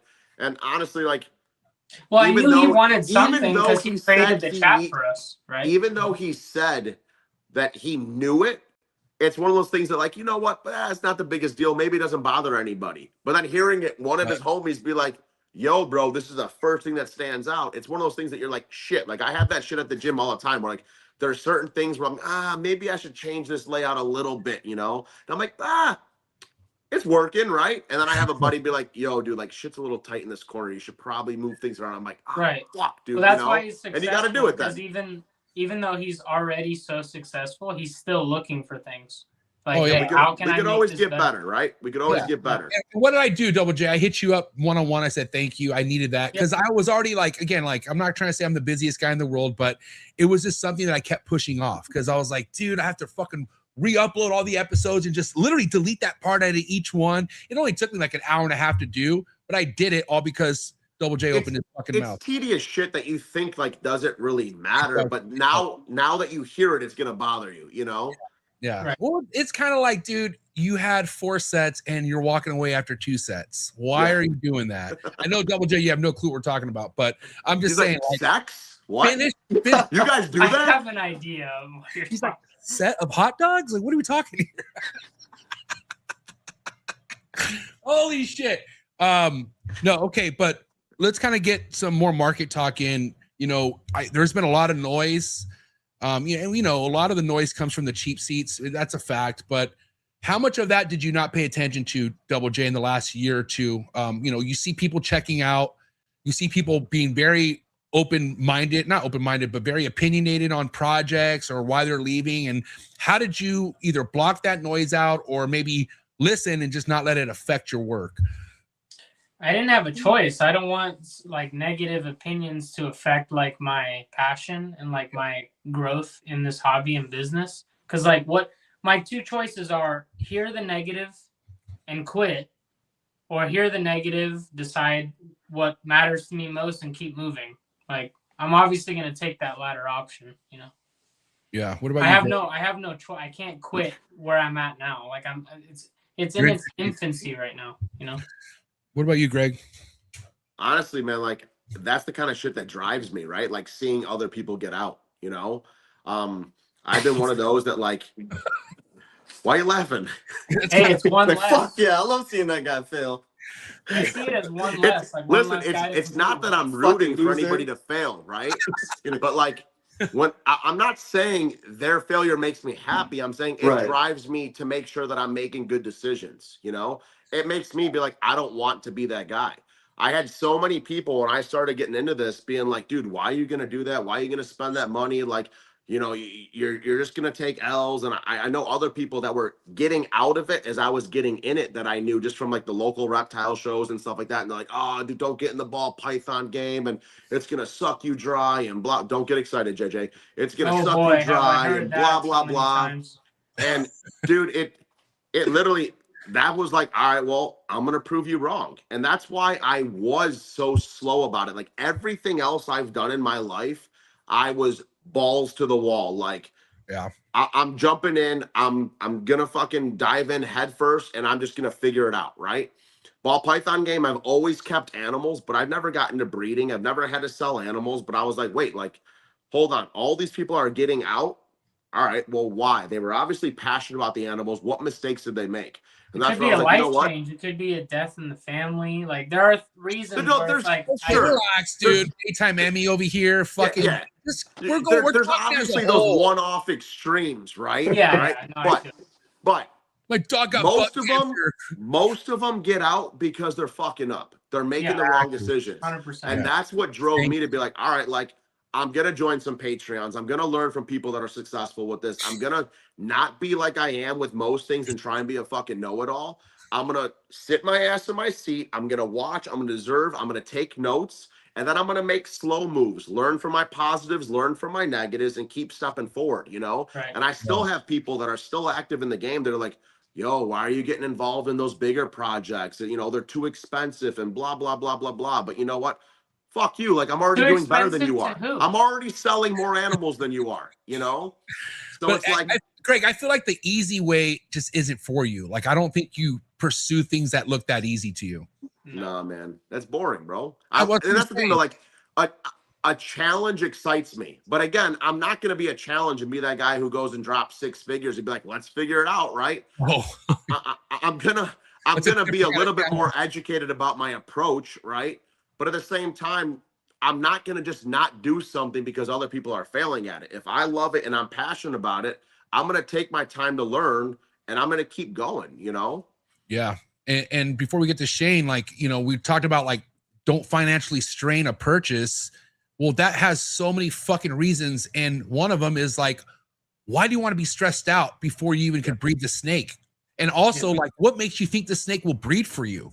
This is where I feel like a lot of people forget, like, cool, you got a male and you're feeding it and you got plans in 8 months to breed it. But what makes you think that's going to happen? Some males don't lock and some females don't want to breed. It's just reality. Yeah. And that's why, like, dude, me and Jarrett have this talk all the time. He's like, bro, go hard, dude, go hard. You know, like in a good way, like a motivating, like positive way. He's like, you got good ideas, you know, like do it, you know? But like part of me is like, I'm not trying to race to be a frontliner. You know what I mean? Like, and at the end of the day, like this isn't what feeds my family.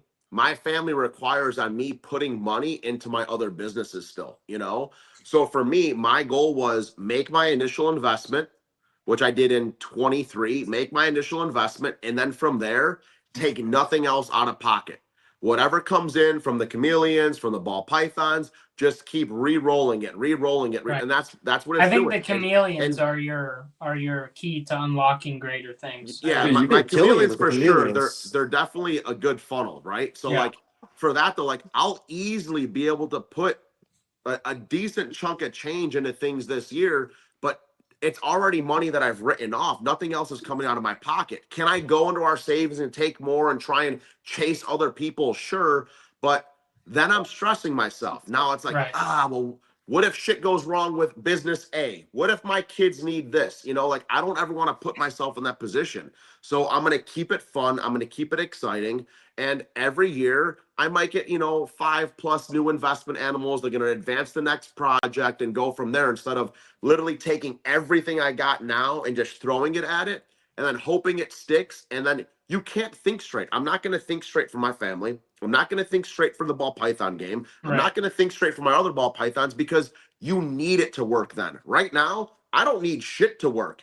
If my snakes fail, fuck it. At least I got some cool snakes, right? But I'm not putting my family at risk, Everybody has a different situation too. Like I have a great job, but you're a successful entrepreneur.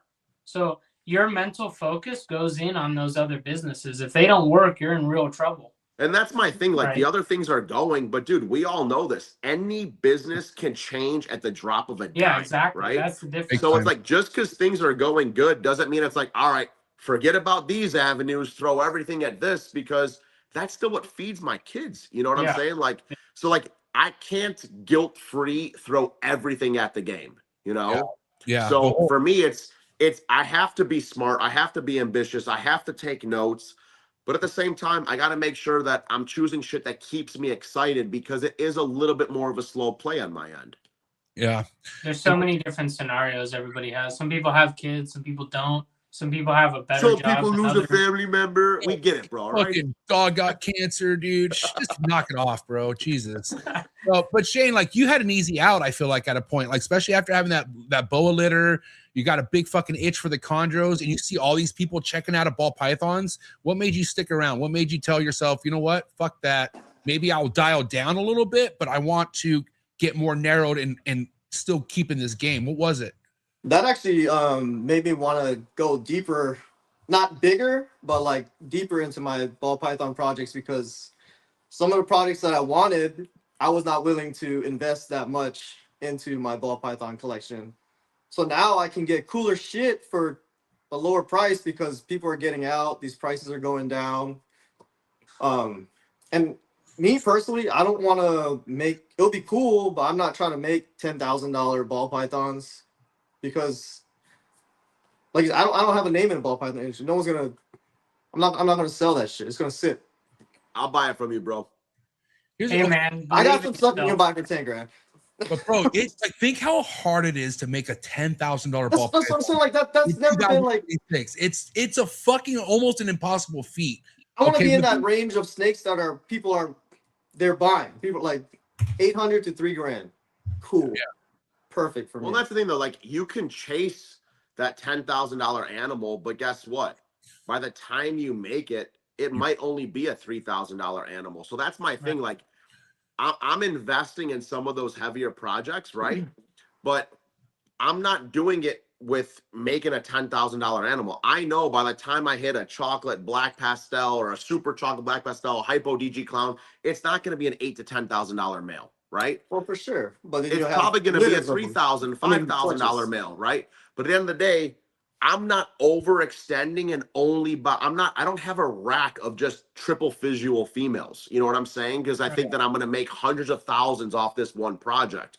I'm being selective about what I buy in the project, knowing that if I hit them this season, I hit them. If not, I didn't put myself in a hole. If I hit them, cool. But guess what? What are the odds that I hit more than one? Whatever I hit, I'm probably holding back anyways, right? Exactly. And then I'm selling the byproducts that are probably, you know, $2,000 to $3,000 animals, you know? So same thing with Shane is like, you know, like if you are producing $10,000, $15,000, $20,000 animals, unless you have a super, super, super relevant name in the industry, most people aren't going to buy it from you when they could spend $1,000 or $2,000 more and go to one of the top dogs, you know? Yeah, but look, newsflash, okay? First and foremost, if you're able to make a $10,000 ball python, why wouldn't you want to hold that back? That's what I'm saying. That's what I'm saying. If I were to make it, I'm probably holding it back anyways, and then I'm selling byproduct. You know, like, unless you got multiple and you have like, okay, I already held back 3 males, I could sell the female. Okay, that's fine. But what are the odds of that happening? Mark Bailey 3 years ago made a DG Exantic clown. Those were going for 50 fucking K. Yeah. He held that motherfucker back and made more of them. Okay, because that's what any wise breeder knows. You don't sell your best shit. And what happened to a lot of these fucking morons that checked out, they made cool shit that they were trying to sell right away instead of holding it back and make even more and better versions of it and fucking stack your stock up. The whole like turn and burn, it doesn't work out in this game, dude. Well, that was the stress. You might make a quick buck. You might make a quick buck, but you're not building a name with it. Yeah, you know what I'm saying? There's no resume. Like, you're not fucking showing the value of your own projects. And we also talk about having good lines of everything.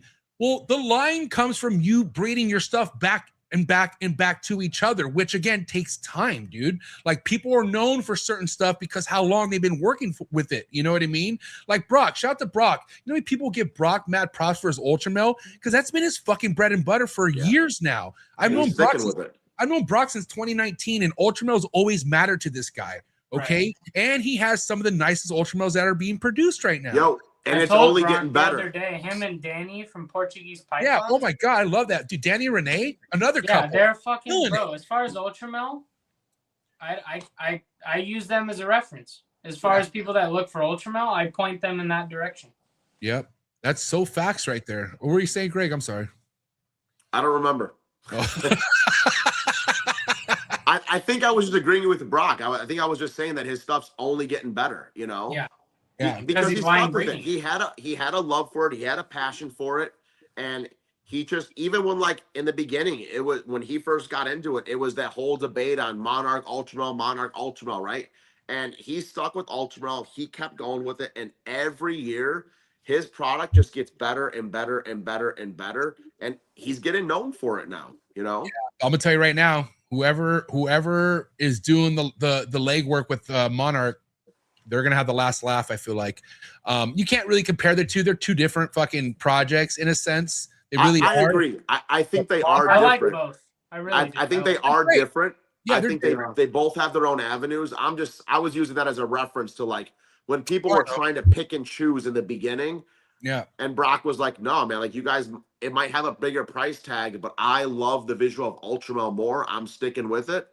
And that's what's building him a reputation right now. If I buy Ultramel, I'm going straight to Brock. And it's not just because he's a homie. It's because I genuinely stand behind the product that he's producing, you know? Well, again, Brock's putting the right stuff into Ultramel to make his shit look good, first and foremost. Dude, did you see the animal on his story that he posted today? He posted it on his page a while ago, but on his story today, dude, I mean, like, that's prime example, you know? Blackhead acid shit and Ultramel has me regretting Monarch. Let me tell you something. But why? That Monarch it's so fucking nice, dude. But it's so nice. It's fucking just further down the road, dude. Why? I know. I'm happy with Monarch. I know I'll make cool shit with it, but I see some of this other stuff. I'm like, God damn, like, bro, just work both. No, I can't do that. I'm gonna stick with Monarch. That's what's crazy is like it's easier said than done. Like, oh, just work both. But god damn it, like it's a lot, dude. Yeah, you need the space, and I said it as a joke. But I know, but I trust me, I think that all the time. Like I've been waiting so long to add Exantic only because I'm like, I know once I start producing Exantic shit, I'm gonna have to hold a lot of it back, and something's gonna have to go. And so it's just not. It's such a fucking easy thing to say, but it's not that easy. Like to just say, oh, why don't you work fucking this and that and fucking all of them? You know, like I get it. Like I get why some people choose one or the other. I just know the Ultramel stuff's been hyped up so much, and it deserves a hype. Yeah, for Monarch's gonna catch up so quick. Like, yeah, it's gonna. We need to see more. You know. To your example, MJ, though, I think that's also another thing that kind of chases people out is they want to get involved in so many projects. Yeah, and they don't realize. Let's take money out of the equation, right? They don't realize the space that it requires to work one singular project well, right? Yep. The amount of females you need, the amount of males you need, because like we said, you know, Emilio preaches it all the time now, like backup males are super important, you know, like, dude, like if you're working multiple projects, you need rack space. And then once you start producing babies, guess what? You need more fucking rack space. And people start realizing, shit, I can't house these animals. I can't afford new racks. So they just start selling things off. Yeah. You guys know Will Morrows, right? Yeah. Okay. So when I went to go visit his place, this was like fucking 2021 or something like that, when he lived in Canada still. And he showed me a whole fucking wall of racks that were just DG puzzle shit. And I was like, oh my God. And we're talking 2021 DG puzzles back then were fucking ridiculous. But that's all he had on that fucking entire fucking wall. And I was like, this is insane. And then he had another room with Exantic and other shit. And I'm like, there's multiple rooms for just like maybe 4 projects at that. Like he wasn't even talk about a guy with a vision, Will, and guys like Chad Holker. Chat, dude, another hey, by the way, I want to say on the record, congratulations to my favorite ball python breeder getting into chondros for getting your first chondro clutch, Chad. Let's get up for Chad Holker. Oh, yes. Yeah, Chad. Dude, I love that guy. That You know, he's been fucking studying the chondro game for like the last 5 years. Like taking it, just being quiet, just doing his work, not making noise about it. And then look, dude, this is why Chad Holker is Chad Holker, you know? He's just fucking working behind the scenes. And again, things take time. Everything takes time. Even Will Morrows, dude. Will Morrows was a guy who stayed quiet for a long time, building all this DG puzzle shit. And then he finally realized, I got enough now. And he fucking just put himself out there and labeled himself to a point where people were all just flooding in to fuck with him, dude. And again, though, like people don't realize he was fucking laying low for fucking 5 years, building all this shit, staying off social media, which... Dude, ego will fuck you up in this game, dude. Like wanting to show so much too soon, it's not ideal, dude. You shouldn't show people an unfinished job. Does that make sense? Like there's no sense of hyping up something that hasn't even been done yet, as far as in your own fucking collection. A lot of I get excited too. Trust me. Like I tell myself, oh, this year I'm gonna wait to show the ovulation, the club. I don't fucking listen to any of that, dude. I have a problem. I do, because I like it. I get excited, but dude, some of that excitement, it's better off to just hone down and just let the job be done first. You know what I mean? For sure. It proves your passion, right? But at the same time, you can only show so much. It's like having 250 pounds to lose and you start showing everybody at 10 pounds lost. They're like, what are you showing me? You know, like what really I don't see any change here, you know? Right. Well, they're 1 week into their journey and they're trying to tell you about TRT. What the fuck?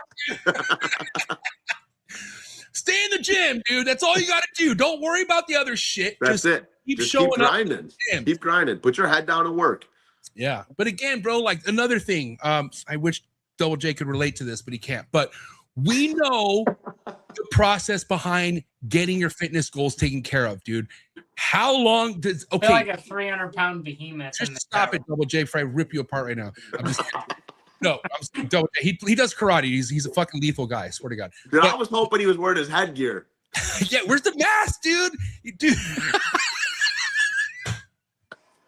Terrible. Okay. No, but again, Greg, that's why the episode we had not too long ago hit home so crazy, because putting ball pythons aside, you're in the fitness industry. You're really, really good at what you do.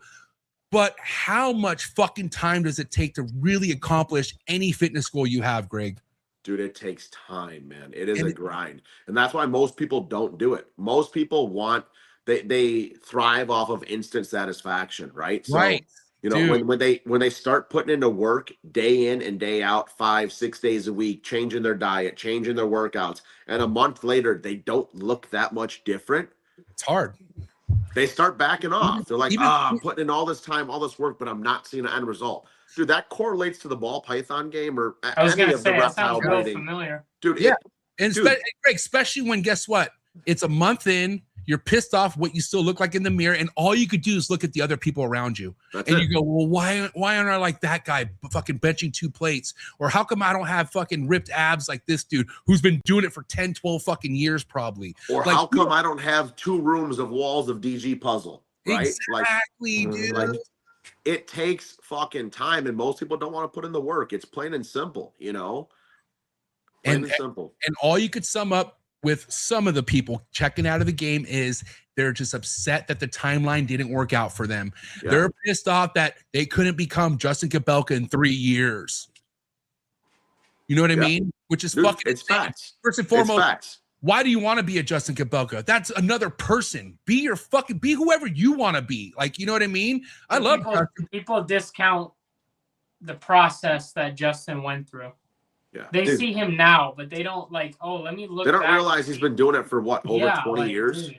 You know? Yeah, getting bullied in 2003 at shows. I remember the old videos of him like in the basement, like, hey guys, I'm just showing my collection. And now you see what you do now, like, fuck. Justin has a crazy story, bro. Like when he first had kids, he was broke. Like the guy was fucking broke, okay? And again, you walk him to his property, you would think he's born with money. Like, you know what I mean? Like, oh, what a fucking trust fund kid. Nah, not really, dude. All right. Like this guy. You know the best part about that though? the best part about that is most of the most successful people that I know, that's how it goes. You know what I mean? Like you would think that they were born with money, but in all reality, at some point of their life, they were suffering. You know what I mean? Adversity. And they had to grind. They had no choice. They had to prove themselves, whether it was prove themselves to get an investor or prove themselves to their own self, right? To keep going and keep pushing. And they're the ones who typically make it, you know?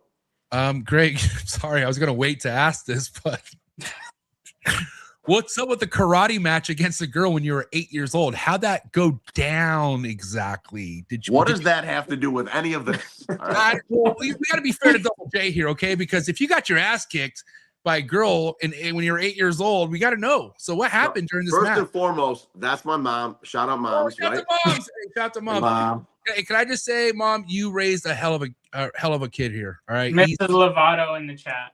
We love Greg. He's no Jared, I'll tell you that much, but he is fucking awesome, Mom. Hell of a job raising this guy. Go ahead. Yo, to be fair, I didn't know she know how to use YouTube, so shout out to moms, right? Dude, that's crazy. Right, so, I thought this was a cousin or something roasting you. This is your mom? Oh, I love mom, it, bro. Go ahead.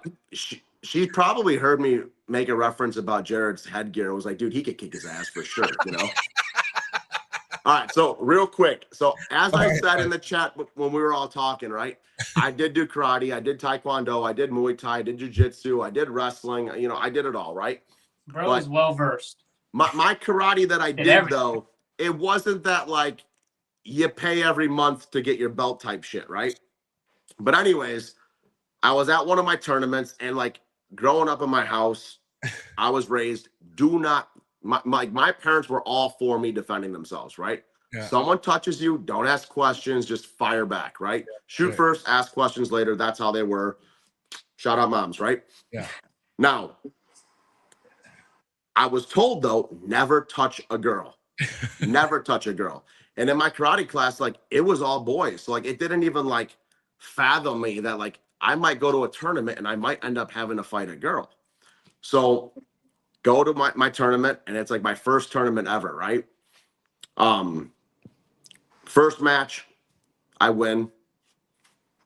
You know, of course. Holy bald head, Jesus Christ. You like that? Fresh shave yesterday. All right, so shiny, dude. Second match, a girl walks up. And I'm like, oh shit, like what do I do? You know? So we line up, we get in our stance, right? We start off, I'm gonna try and speed this up. And every shot she's throwing at me, I'm just blocking her, right? And like I'm not punching back. I'm just I feel blocking. like I know exactly where this is going. And then finally she just kicks me in the balls. I knew it. She gets her penalty. And my mom's screaming in the crowd, punch her in the face! Like just like getting all loud, right? Bro, I knew exactly where that was going. I knew it. Second time, all right, go. She kicks me again right in the balls. So now we have to sit back to back for 5 minutes. She had like this penalty thing. They had to talk to us. My mom comes up. She's like, when it starts again, she goes, you punch her right in the face. I'm like, are you sure? She's like, just do it. She goes, she signed up for this. It's her fault. I said, okay, right? They line us up again. Boom, right to the nose. It just bursts, right? Oh my God. I split her nose right open. This girl's probably 10 years old. Probably crooked nose today. Probably single. I'm sorry. But I split her shit wide open. And my mom was the happiest person I've ever seen in my life. So, yeah. That's a good story. Yeah. I got first place, by the way. Yeah. Same exact thing happened to me, bro. I got rocked in my Jared, shit. you can't speak. Jared, you can't speak because those were the days that you did karate and you didn't wear headgear. Yeah, and Jared, I think the guys don't want to hit you. No, I've been hit, but the hardest I've ever been kicked right down there was from a chick, and I knew exactly where that was going. I knew it. Oh, man. She signed up for it, though. Mom was right, dude. She signed up for it. That's right. Yeah, I never fought She risked the disqualification and just kicked you right down there, bro. I did the same thing. I'm with Shane. You hear Shane? He goes, I never fought a girl. I've never fought a girl. I'm with Shane. Dude, I could have, but I had two sisters, and my older sister liked fighting for me, so it was easy for me. That was my one and only. All right, that was my one and only. Yeah. I don't know how I knew exactly where that was going, but that was fucking hilarious. Oh my God. What's crazy? Okay, you guys think it's wild that we don't have that many girls in the game? And do you think that will change? Like, do you think more girls will get involved? Like, I mean, I just feel like the guys outweigh the women like by a lot, but I don't know. I figure why do you think that is? How come you don't think we have enough women in this hobby yet? I feel like there's some coming in. There's definitely been an increase. But we got a lot of weirdos too in the hobbies. You know, Like, my mom always told me if you got nothing nice to say, don't say it at all. My mom told me that for years. Never listened. Just keep fucking. I'm just kidding, ladies. I'm just kidding. My mom used to say, "Keep your comments to yourself," and I thought she meant comic books, like or something. I was like, "Oh yeah, I You're want stuffing them in your shirt. Fine with me, but I'm gonna go talk shit to this person." Shout out Amanda and Eric, though. I think Amanda's gonna be a force as far as a female presence in the game. I agree. The workhorse. Yeah, she's not afraid to put herself out there. She promotes everybody, including themselves. You know. You got to give it up to Amanda, Krista, and Carly. Those three. I was just gonna mention the other two. I was gonna say, hey, Carly, according to Emilio, she got her associate's degree in ball pythons today. So, you know, she's on the come up. And dude, listen, MJ, man, I'm gonna be honest with you, bro. Up until her sending us the animals she was grabbing from you, and you doing that Morph Market vlog, I didn't realize how involved in the ball pythons you still are, you know, because I mean, I knew you still kept some, but you talked about potentially having, you know, your homie take your racks and kind of work some out. And I know that didn't work out, but I didn't know what you really kept onto and what you didn't. And then seeing what you were getting her hooked up with, I was like, dude, those are fire animals. And then seeing your vlog, I was like, dude, this guy he's still checked in, man. Yeah. I am. You got a lot of good shit, dude. Double J coming over helped me too, because he was just like, why do you have this stuff? And then he's like, and he saw stuff that I was like, I didn't say that. No, but you remember we agreed that I had stuff that that has no reason being here, but then I had other stuff that was like, okay, like, you know, I do just need to put more focus on it. And again, I've been so bipolar about ball pythons being here or not. I'll never get rid of them, dude. And again, I'll probably say something else next. I think that's a good decision because I think you still have the passion for it. I do. And I would be sad. Go ahead. Yeah, when I was with you, you're like, I just don't know where I want to, because like your pavement stuff with the clowns are crazy. So when you were like, I just don't know what to take it to next. And we were talking about, I could tell that you were still like you were in love with that stuff. So I think it's a good idea to keep it. Been a lot. I always talk about how much you need to reinvest, and I have not reinvested in ball pythons in a long time. And again, I'm at that point. I'm like, dude, you either got to shit or get off the pot at this point, because you have a good base, but I've been talking about adding Exante for like 3 years now. You know what I mean? I think it's a good move. I do. Yeah, because I mean, think about the pavement stuff being Exante. Holy fucking cow. You know what I mean? And hypo's a huge, I already have the hypo stuff. I have a bunch. And you have Super Orange Dream involved. Let's not forget. Yeah, I got a lot of OD stuff. I got a nice line of OD stuff. Yeah. Mark Bailey hooked me up with a good line of OD 4 years ago. And a lot of that stuff's nice, dude. But again, like I really blame my efforts as far as like me putting my mind into it, because I'm all fucking drowned in the chondros and emeralds, dude. Like but you don't have a crazy big ball python collection. It's manageable. Like, I know. No, you're right. You're right. I kind of neglected it. I've been like, because again, I don't want to breed a lot of ball pythons. I even this year only have 4 pairings that look pretty promising, but those are pretty fucking good 4 pairings that I have going. Yeah. Can I ask, like, did you curve from the ball pythons to the chondros and emeralds because you were just bored of the ball pythons? No. Or was it like, hey, that shit's cool, let me start working with it, and then you just got so invested into it that it was hard to throw more into something else when you were like, dude, like, I already got all this going here, let me just work what's here and see what happens? Like, what kind of, you know? Well, I'm all about like priorities and importance, right? And having chondro clutches was more important to me than having ball python clutches. And the thing is like, you don't have to put much thought into pairing ball pythons because they're more likely going to go for you.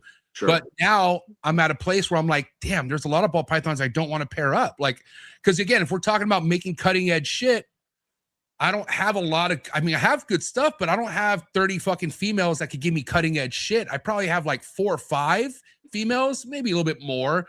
And so I just was, and again, once I got this taste of success with the chondros, dude, I was in fucking heaven. I was like, that's all I cared about. Like I thought getting those 70 baby chondros last year, I was like, why do I need ball pythons now at this point? But then I'm like, hey, dipshit, ball pythons is what gets people into chondros. Right. And that's why I was able to sell so many fucking chondros last year, because it all came from ball python people who've been following me for years. And a lot of these people, Shane's one of them, they've been waiting for me to have success. And so why would I want to get rid of that? Like, you know, and also too, like, I love this segment I had with Big E. Big E makes me excited to be a part of the ball python game because his passion for it. 100%. He's one of my favorites in it. So I feel like, why would you want to lose that, what you have with Big E? Like, we have this Monday show, and if I were to get rid of ball pythons, this would just be the Big E show, because I can't talk about something I don't keep. You know what I mean? Like, I respect that. I can't keep the excitement. And again, like, every Monday, I'm excited about ball pythons. I really am. It's just like the week could get long sometimes. So when I get to Friday, I'm like, yeah, fuck these ball pythons. But right now we're in the midst of breeding. I have shit that is pretty close to ovulating. I'm fucking super excited about it. And now I'm more than happier that I kept the ball pythons. Trust me. Dude, when I was there, dude, I'm opening tubs. I'm like, he has stuff nobody else has. Like, you still produce some crazy shit. Like, I think getting rid of the ball pythons would be a mistake. Personally, but it depends on what you love the most. You know, I get what you're saying 100%, man. It's like, so like I'm relating it to like the gym world, right? Yeah. There are certain things that has started taking off for me where I got more excited about that, and I'm like, I could probably pump the brakes here, you know. And then you realize they all kind of work together. But like for you to kind of put in perspective, doing, you know, excuse me, doing the chondros and doing ball pythons. It's not like you're trying to run a yoga studio out of a powerlifting gym, right? Yeah. They still work together, you know, like it's still the same industry. People who love snakes typically love snakes, you know? So like you said, you still doing the ball pythons, it's just another avenue of reaching a new network of new customers who eventually are probably going to be buying chondros from you, like this guy over here, you know? Yeah, and we know how this game works. The people who come in, more likely when it's snakes, it's ball pythons first. And ball pythons is the branch to where you go learn about other species. And it's kind of, that's what it just lays down to, man. Like, I want to be able to get the word to so many new ball python people to get into chondros. Because that's kind of what I'm known for. I'm known to converting ball python guys into chondros and emeralds. And again, like, I just can't see myself not being a part of Monday nights with Big E. And, you know, again, I'm good friends with people like Mark Bailey, you know, Justin Miguel, who like, I like to have that relation that like I'm making ball pythons with them as well. And even with all you guys, you know, like, it's just a conversation I don't want to feel lost in. And I feel like I kind of been lost in it, but after having Double J over, and I'm sure after you guys come over after Trap Fest, I'm going to be so excited to still be working with fucking ball pythons. And I am, dude. That's what I'm telling you. I go back and forth all the time. And the only back and forth that I have is because I know if I were to get rid of those fucking racks, guess how much more room I have for chondros. You know what I mean? But again, it's a catch-22. It's like, all right, you got more space for chondros, which isn't a bad thing, but what about the whole ball python plan? Which is everything I have, dude. Like, Trap Talk started off with bringing ball python breeders on. You know, I had the other podcast that I started with my buddy Forrest Fanning, who's no longer with us, but he refused to have ball python people on because he just wasn't trying to fuck with that game. But me, that's all I knew. So Trap Talk only started because of all the ball python stuff that I was involved in. And now, you also gotta like value, you know, like your son, you know, when you can't just hand Leo like a full grown. Yes, I can. You know, Biok female. You're chilling. You're tripping, bro. My Leo on the perch, but like chondros better than you do, Double J, bro.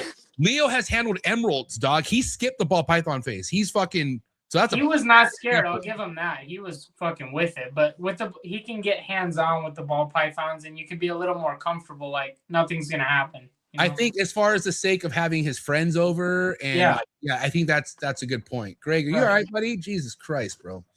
Am I sideways in your guys' screen? Sideways. You are sideways. I don't know why. You're not straight. Go the other way. I was gonna make a really good point. Now I just can't stop staring at fucking Greg's phone. Oh, here we go. We're good now. All right. You there, Greg? Can you hear us? No, I'm good now. I don't know why I did that. I didn't touch anything and it just shifted. Can you hear us? Yeah, I got you. Can you hear me?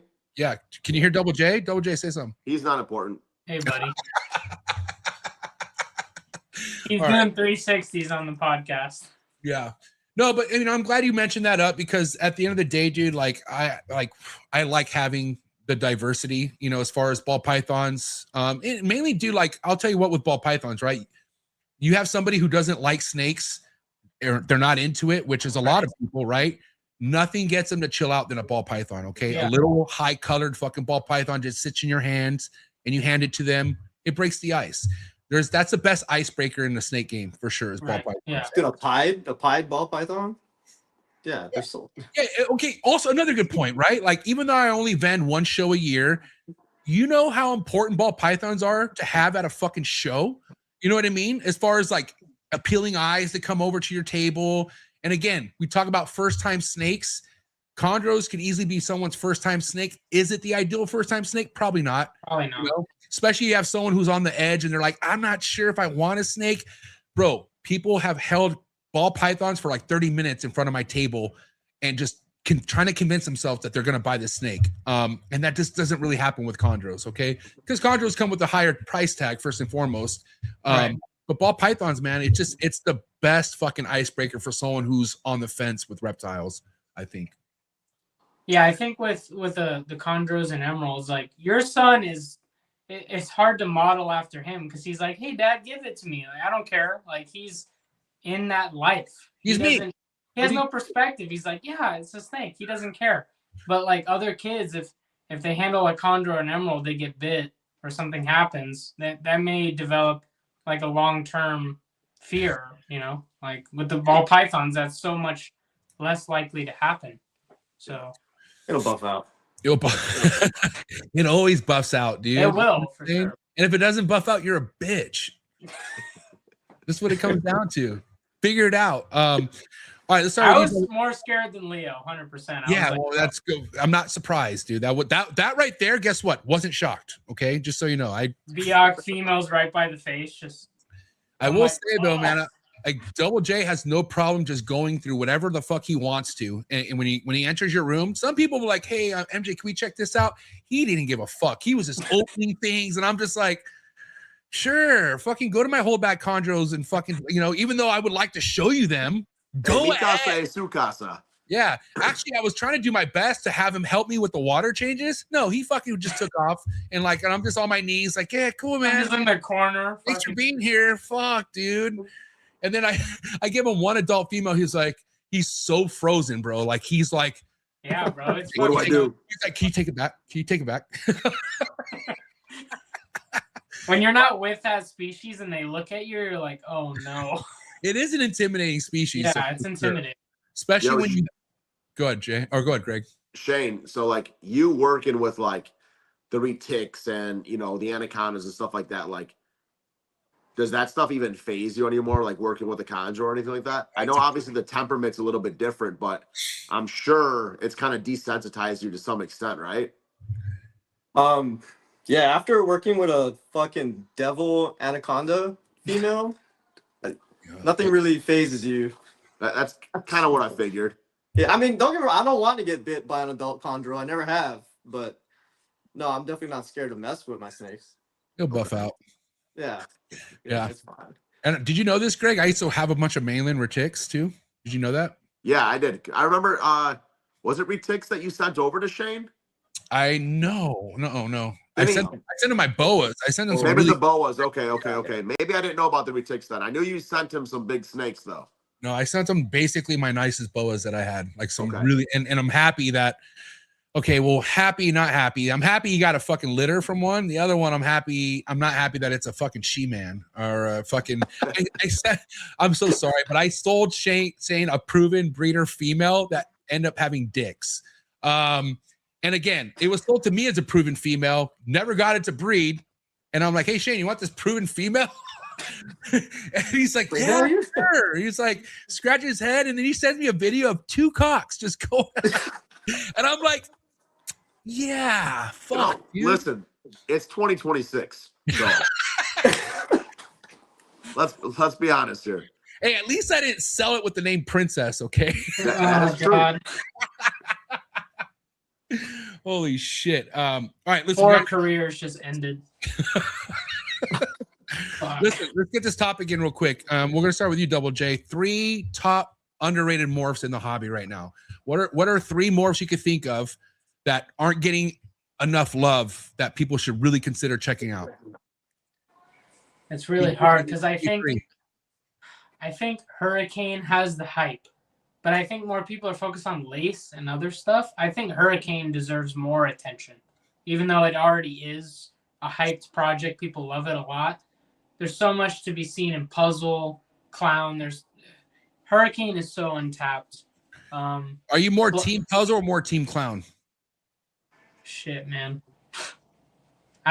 It's hard. I can't pick one. I like both. They both matter to you.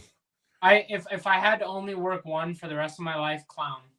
But JD, when he showed me Mojave puzzle stuff, I was like, man, I did not pay enough attention to Puzzle. So okay, give me other 2 other than Hurricane. Give me 2 more. Blackhead. Nice. Okay.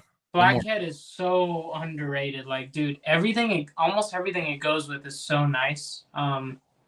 With Clown, with Puzzle, Blackhead and Lavender is just, bro. Are you gonna say Lavender? Because I feel like you do care more about Lavender than majority of other people. I guess so. Now that you bring it up, I'll say Lavender for the recessive. Because you have a really nice Lavender that you're fucking that is beautiful. Don't get me wrong. But I think Lavender. I think everybody's focused on Monarch, Ultramel, the T positive stuff. But dude, Lavender candy stuff like E pushes his candy stuff. I think the T negatives. There's a lot to be seen with that. He doesn't push candy that hard. Like he'll say he likes it, but he doesn't really market candy that much. No, yeah, his candy stuff is super nice, though. I mean, I don't have any candy. I put more stock in Lavender, but I don't know, man. Lavender, like the stuff that's coming out of Japan right now with the Lavender is just, I think they're pushing Lavender harder than we are in the States, and I think it's a mistake on the part of the United States keepers right now, personally. Do you think Super Blackhead should be a thing like Super Chocolate and Super Gravel? Like, is it, or are there any flaws with Super Blackheads? I haven't asked that question, so I'm legit curious. I haven't made any Super Black. I don't have. Whoa! Someone got him a hot dog. Jesus Christ! You all right there, Double J? Oh my God, what's going on? Okay, he's back, bro. The gimbal just took a massive shit. Sorry. Oscar Mayer brand or DJI. Sorry, it was fully charged, but it just took a massive shit. All parks, bro. It just did a 360 probably. I don't even know what that looked like. I think it's tired of you. It's like fucking. This guy's still fucking talking. He said Lavender. Fuck this shit. No, but Lavender, yeah, I love it. The stuff with Dreamsicle, even without Pied, Lavender, it flips the color palette. I think it's super dope. With Blackhead, your question was more so about Blackhead. I haven't produced Super Blackheads yet, so I don't know. But from what I've seen, the Super Blackhead stuff seems to be pretty viable. I don't think there's that many issues with it, but I don't have the experience. So yeah, Justin just said how much it's underworked, and I think that's why I asked that, because you don't see enough of it. And when you do see it, it's like, oh my God, look at that fucking thing, Yeah, so, dude, Super Blackhead and Lavender is crazy. Crazy. Yeah. So, all right, Greg, give us your top 3 most underrated morphs in the game right now. Hypo DG Clown. Oh my God, relax. It's hard to say, man, because I feel like some of the stuff that I felt that way are kind of making a comeback. Like Lavender was going to be the ones that I said. I think something that people are starting to work a lot more, and I think that there's very good reason for it, is Cypress. Yeah. Cypress has by far became probably one of my favorite, if not my favorite, in Complete Dominant. So I'm going to agree with Lavender. I'm going to go Cypress. And honestly, man, GHI. I think GHI, it's getting some more legs. Like when people started working it into Sunset and stuff like that, I feel like more people started throwing it into bigger projects again. But I feel like it was kind of sitting on the back burner for a while. But dude, I think GHI can make a lot of this hypo clown stuff like just amazing. A lot of these big projects, So yeah. I'm with you guys on the Lavender. I'm with you guys on the Super Blackhead, and then I think GHI and Cypress. Couldn't agree more, dude. I would say Cypress, 100%. Yeah. One of the nicest snakes I made last year, other than the pavement stuff, was just a GHI Hypo Mojave. Like I was like, God damn, I forgot how beautiful these fucking things are. Dude, it's a simple thing to hit. You know what I mean? For sure. And again, like you talk about something that will never devalue, like a GHI Hypo Mojave will sell for $300-350 like nothing. All day long. All day long. You know what I mean? Like that's a fucking snake to have at a table. So okay, remind me one more time, Greg. You said cypress, lavender, and what else? GHI. GHI. Okay. What about you, Shane? Yeah, I'm pretty similar. Other than gravel, which I think is being, maybe I'm wrong, but I feel like it's a lot more now. People are doing more gravel, not just the asphalt stuff. Yeah. But I really like the super gravel stuff. I don't see a whole lot of it. And I agree with JJ as well. Blackhead and GHI, I've always loved GHI, but I don't see it in a lot of big stuff. That's what I'm saying. I feel like people are starting to play it now, but it's it's one of those things that I feel like it was almost forgotten. Combos with GHI are crazy. Yeah.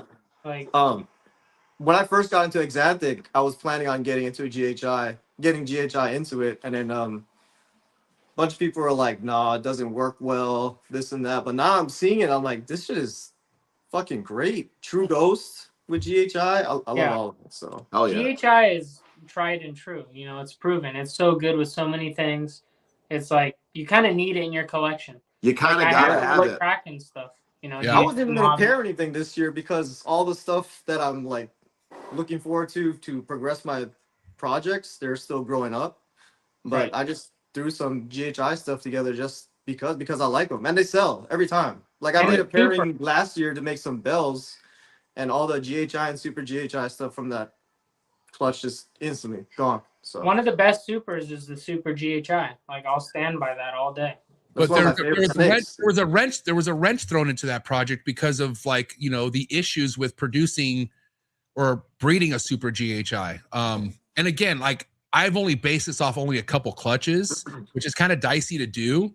But I've definitely got back on the wagon where I want to make some super GHI shit, try it again. Because I was going to say GHI myself for sure, 100%. And then also like, why, and I shouldn't be saying this, but I'll fucking say it, even though I don't care. Why aren't enough people putting asphalt into gravel? Like pavements are fucking insane. Like, yeah, they're nice, dude. They just want to keep it separate. But they're their own thing.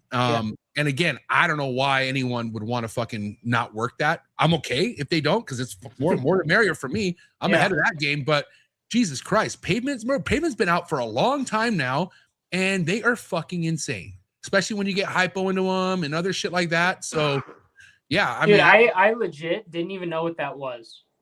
I'm gonna be honest. When you produce the pavement combos, I'm like, what is that? And then I put the 2 and 2 together, like that must be gravel asphalt. I never saw stuff like that.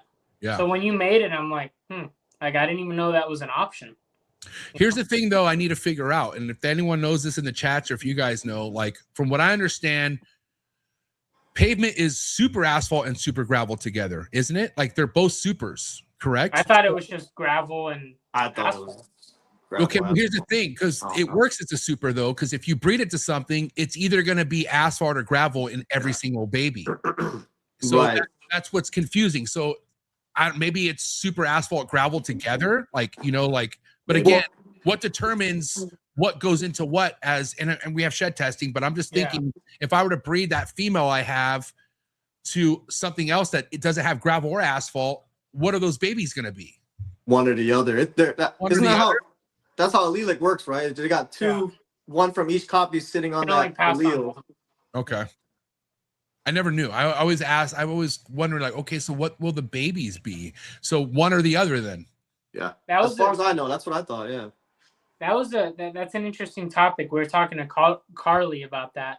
There we go. The possibility of bringing highway into super gravel. And you were like, I don't know if yellow belly belongs in the picture, but I'm like, if you have a super gravel female, it's guaranteed to pass on gravel. And the highway, so you'll make all pass highways on gravel or yellow belly. So you can make super gravel or highways, both. Right. Yeah. So, the thing with yellow belly, where like, okay, you're right. If that was the case, you will make either highways or freeways, right? Right. But when you or super don't, grapples. but once you branch yellow belly out of that, it becomes hard to ID. That's my thing. Yeah. But again, like yellow belly is so something that is necessary because you have a lot of fucking things that yellow belly are in that are crazy fucking combos, but you got to shed test it. So, and that's, it's fine. I feel like, man, there was a saying back in the day from some bottom feeders. They used to say yellow belly everything. How the fuck does that make sense? How the fuck is yellow belly? I get it, because yellow belly makes everything nicer, but it leads to problems. Like how about a white snake? How about that?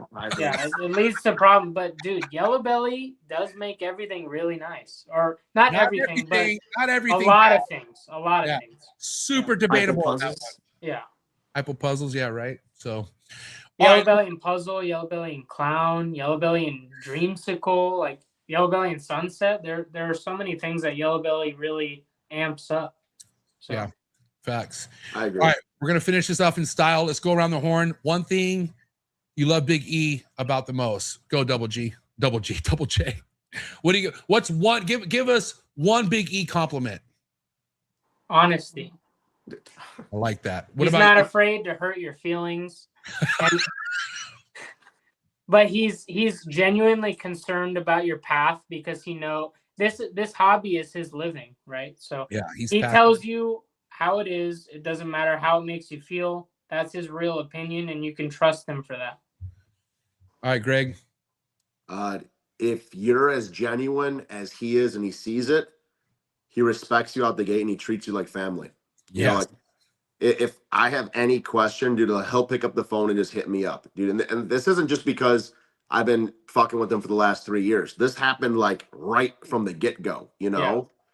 He was like, yo, bro, call me. And just had a real conversation. And from that day, I was like, okay, like this dude's real, and I've seen him do that as more people become part of the trap family, as part of the V-Unit family. Like if he knows you're genuine and you're not just a bullshitter playing both sides or whatever, if he fucks with you, he fucks with you. And if he doesn't, he doesn't, There's no in the middle with him. Like it's either he does or he doesn't. Yeah. You're either his family or he will let you know right out the gate, yo, bro, I don't like you. Yeah. If you make him go in the middle, he's gonna say, no, I don't like you.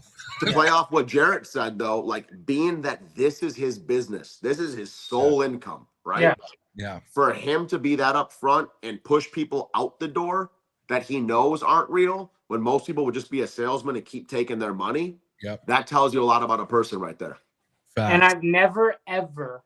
Yo, he said one thing, bro. God damn it, Double J. Go ahead, bro. You got the floor. Go ahead. I've never hit his line and got a voicemail. Never. So. Big E, can we change that? I'm just kidding. Hey, when you call him, he picks up. If you matter to him, he picks up. Yeah. All right, what do you got, Shane? I'll say his genuineness. His genuineness and his I don't give a fuckness is just top tier. Yeah, for me, it's his work ethic, dude. Like I know Big E's story. I know he was a dad at an early age where, I'm happy where I'm at with where I have kids, but I know when you have kids fresh out of high school, dude, that's a different life, man. And it's easy to fuck that life up. And his work ethic, I've never seen work ethic like I have with Big E. And his passion, dude. He's also a humble motherfucker too. Like he doesn't let his 20 years plus experience get to his head where he acts like he fucking knows it all. He's there to fucking say like, oh, I didn't know that. And he goes on, you know what I mean? But Big E is probably one of the hardest workers we have in this hobby, hands down. So his work ethic is insane, man. And from somebody who works a lot, like he motivates me, Yeah. And at the end of the day, like as hard as he works and as much as he works, and I'm talking in all aspects, from being in the snake room to being with the rodents to doing deliveries to vending and traveling for shows to being part of all the chats he's involved in, which that's still business, right? That's still work for him when he could be hanging out with his wife and kids, right? Yep. Doing all that and still being a good friend and still being a good husband and still being a role model of a father, that's hard to fucking do. And most people can't balance it all. So seeing somebody like that balance it, like a lot of respect, Yeah. And I want to give you guys flowers. Double J, man, I got to tell you, man, you are the homie, bro. Like you have a vision that I pray you never lose sight of. You keep doing your thing. Greg, you're a fucking huge inspiration, not only with ball pythons, but fitness, lifestyle. And Shane, you've probably been one of my biggest supporters since day one, dude. Like, you've always rocked with me from the very beginning. And then you're, the kind of dad I see you been to your kids, man. Like, that inspires the shit out of me, Shane. So I just want you guys know that I picked you three for a reason on this episode without Big E being here, because I know how much we're all inspired to be in each other's lives. And guess what? It's only the beginning, boys. It really is. Appreciate it, man. Happy to be here, dude. I'm happy for Trap Fest, motherfuckers. Woo! Let's go. Oh yeah. Fun, dude. Oh, I can't wait. Serious question though. Sure. Do we think Jarrett's making it out alive or no? I knew that was gonna be the question. Look at his delayed response right now. Like, he's replying like 80 seconds after. Like, I think he's cool. Don't drink anymore tonight, okay? Double check. I'm in trouble at Trap Fest. I'm in drinking hot dog water. You want to know why you're safe? Because my dad's gonna be there. You're gonna be in good hands, okay, Double J. Oh, my dad really fucks with fucking Double J, dude. Shout out Mr. Juarez. Shit. Yeah, man. But seriously, guys, shout out to you, Scalation Nation on IG, AAA Reptiles, and above all scales. Give it up. It's a wrap for Shane, Greg, and Double J, ladies and gentlemen. Woo! Love you, boys. Thank you so much. We'll be chatting in the chat soon, so we'll talk to you guys soon. Later. Have a good night, guys. Later. Dude, I really value the fucking people in this hobby. Those three right there, I'm telling you right now, man, the people you meet in this game will take you far in life. And those three guys are just fucking awesome, man. So make sure you go give them a follow. You can find the links to their IGs and hit them up. Really, really nice guys, dude. Definitely forced to be reckoned with. I'll tell you right now, all these guys are working with some amazing stuff, and you'll see them on Trap Talk again. But that's all we have this episode. Appreciate all the love and support. Quick message from my sponsors. You can find all the links to my sponsors in the description below. But that's it. Episode 749 in the books. Catch you guys here next time, and I'm out. Sorry for the interruption, folks, but a quick word from our sponsors. Shout out to tonight's sponsor brought to you by ZoomEd. ZoomEd is proud to be supporting the Trap Talk Reptile Network. At ZoomEd, reptiles are our passion. For over 48 years, we've been creating premium foods, supplies, and habitats for reptiles and other exotic animals. We're a company made up of hobbyists that test our products on the hundreds of animals that we care for here every single day. Whether you're an established breeder or a first-time hobbyist picking up your first ball python, ZoomEd has you covered with everything you need to keep your animals happy and healthy. I'm excited to talk about this new product with ZoomEd called the Slither Sense. It is a remote temperature and humidifying monitoring system, which we all know how important temperature and humidity is to your reptile. And for you to have remote access to your temperature and your humidity in your reptile room could really, really be a game changer for the longevity of you keeping reptiles. So guys, make sure you check out that product. Find the link in the description below. Click on it right now. Give me your feedback in the comments below. Let me know how you're liking a brand new ZoomEd product. Shout out to tonight's sponsor, and that is Clutch, the #1 organization app in the ball python game today. Also, tonight's episode is brought to you by Canova Reptiles, the biggest world industry leading ball python company in the hobby, in the industry. So excited to announce this partnership with Clutch and Canova Reptiles. No name that needs an introduction. As you guys already know, if you're looking to invest with the best, Canova Reptiles is the way to go. And again, if you want to be organized, if you want to be ahead of the game, there's no better organization app in the ball python game than Clutch. Thank you so much to the entire Clutch team. Thank you so much, Canova and the entire Canova Reptile team. Please continue to keep doing what you're doing. Nothing but inspiration, nothing but excitement coming from Canova Reptiles and Clutch. And I'm excited to have more information to announce to you guys here in 2026. Thank you so much, Clutch and Canova Reptiles. If you're in front of the line, cutting edge, high-end ball python projects, you don't want to miss this. Shout out to Teresa and shout out to Devin over at PRAGUE MORPHS, the heaviest hitters out of Europe, currently in the ball python game. If you're into the double, triple recessives such as puzzle, hypo, and other amazing recessive, incomplete, dominant projects, and make sure you head over to PRAGUE MORPHS right now on Instagram. Check them out on YouTube. You can find all the links in the description below, and many more updates with RGI and PRAGUE MORPHS to come. So again, thank you so much, Devin and Teresa over at PRAGUE MORPHS. Cannot wait for many more collaborations. Shout out to tonight's sponsor, and that is Jersey Guys Balls, father-son duo who are just slaying it in the ball python game. If you're into Sunset, if you're into Monsoon, if you're into Puzzle, this is the page you should be following on Instagram right now. Jersey Guys Balls are invested in some of the highest and most exciting projects in the ball python game today, such as Tornado and many other genes like Cosmos. So again, make sure you go check them out on Instagram. You can also follow them on YouTube, and definitely go give them a follow on Morph Market. You can find all the links in the description below. And again, thank you so much, Brett, and thank you, John, over at Jersey Guys Balls. Shout out to tonight's sponsor, and that is Clutch, the #1 organization app in the ball python game today. Also, tonight's episode is brought to you by Canova Reptiles, the biggest world industry leading ball python company in the hobby, in the industry. So excited to announce this partnership with Clutch and Canova Reptiles.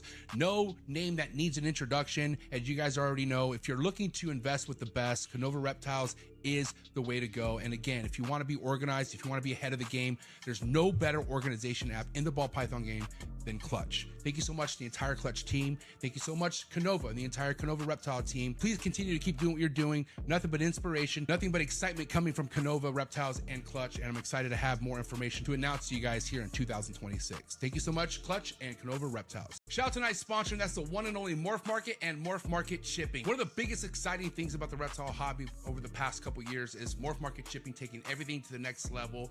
Anything as far as reptile purchasing or selling needs can all be done on Morph Market's website. So I highly suggest you go check it out, especially if you're in the market of purchasing your first, second, or third, or fourth reptile. You can find a bunch of legitimate breeders on Morph Market's platforms. They stand very tall on representing the best breeders we have in the hobby. So don't look anywhere else when it comes to looking for your new reptile. Not to mention, if you're looking for aquatics or your next plant, Morph Market's a spot for you as well. Make sure you head over to morphmarket.com. And the best thing about Morph Market's platform, you could ship directly from their website with Morph Market Shipping. Morph Market Shipping has saved this hobby millions of dollars as a whole. I myself saved thousands with Morph Market Shipping last year due to their insanely cheap rates. So definitely go take advantage of these rates on top of the amazing customer service that comes along with Morph Market Shipping. Shout out to Darian and Zach, and shout out to the entire Morph Market team. So proud to be a part of this team. Thank you so much for Morph Market Shipping and Morph Market, and so excited to announce new Morph Market features that are going to be hitting the reptile hobby real soon, like live sales on Morph Market. Thank you so much, Morph Market and Morph Market Shipping. Thank you for all the fellow support. Thank you so much for anyone who watches the Trap Talk Reptile Network. Hit that like button. If you hit that subscribe button, hit that notification bell, you'll be notified of every new episode dropping here out of the network 7 days a week. And also by hitting that like button, hitting that subscribe button, it pushes this network out to other new keepers coming into the hobby. So by you doing that, it does more than you think. So thank you so much again for all the support. And if you're not already a subscriber, please hit that subscribe button. We're doing big things over here, and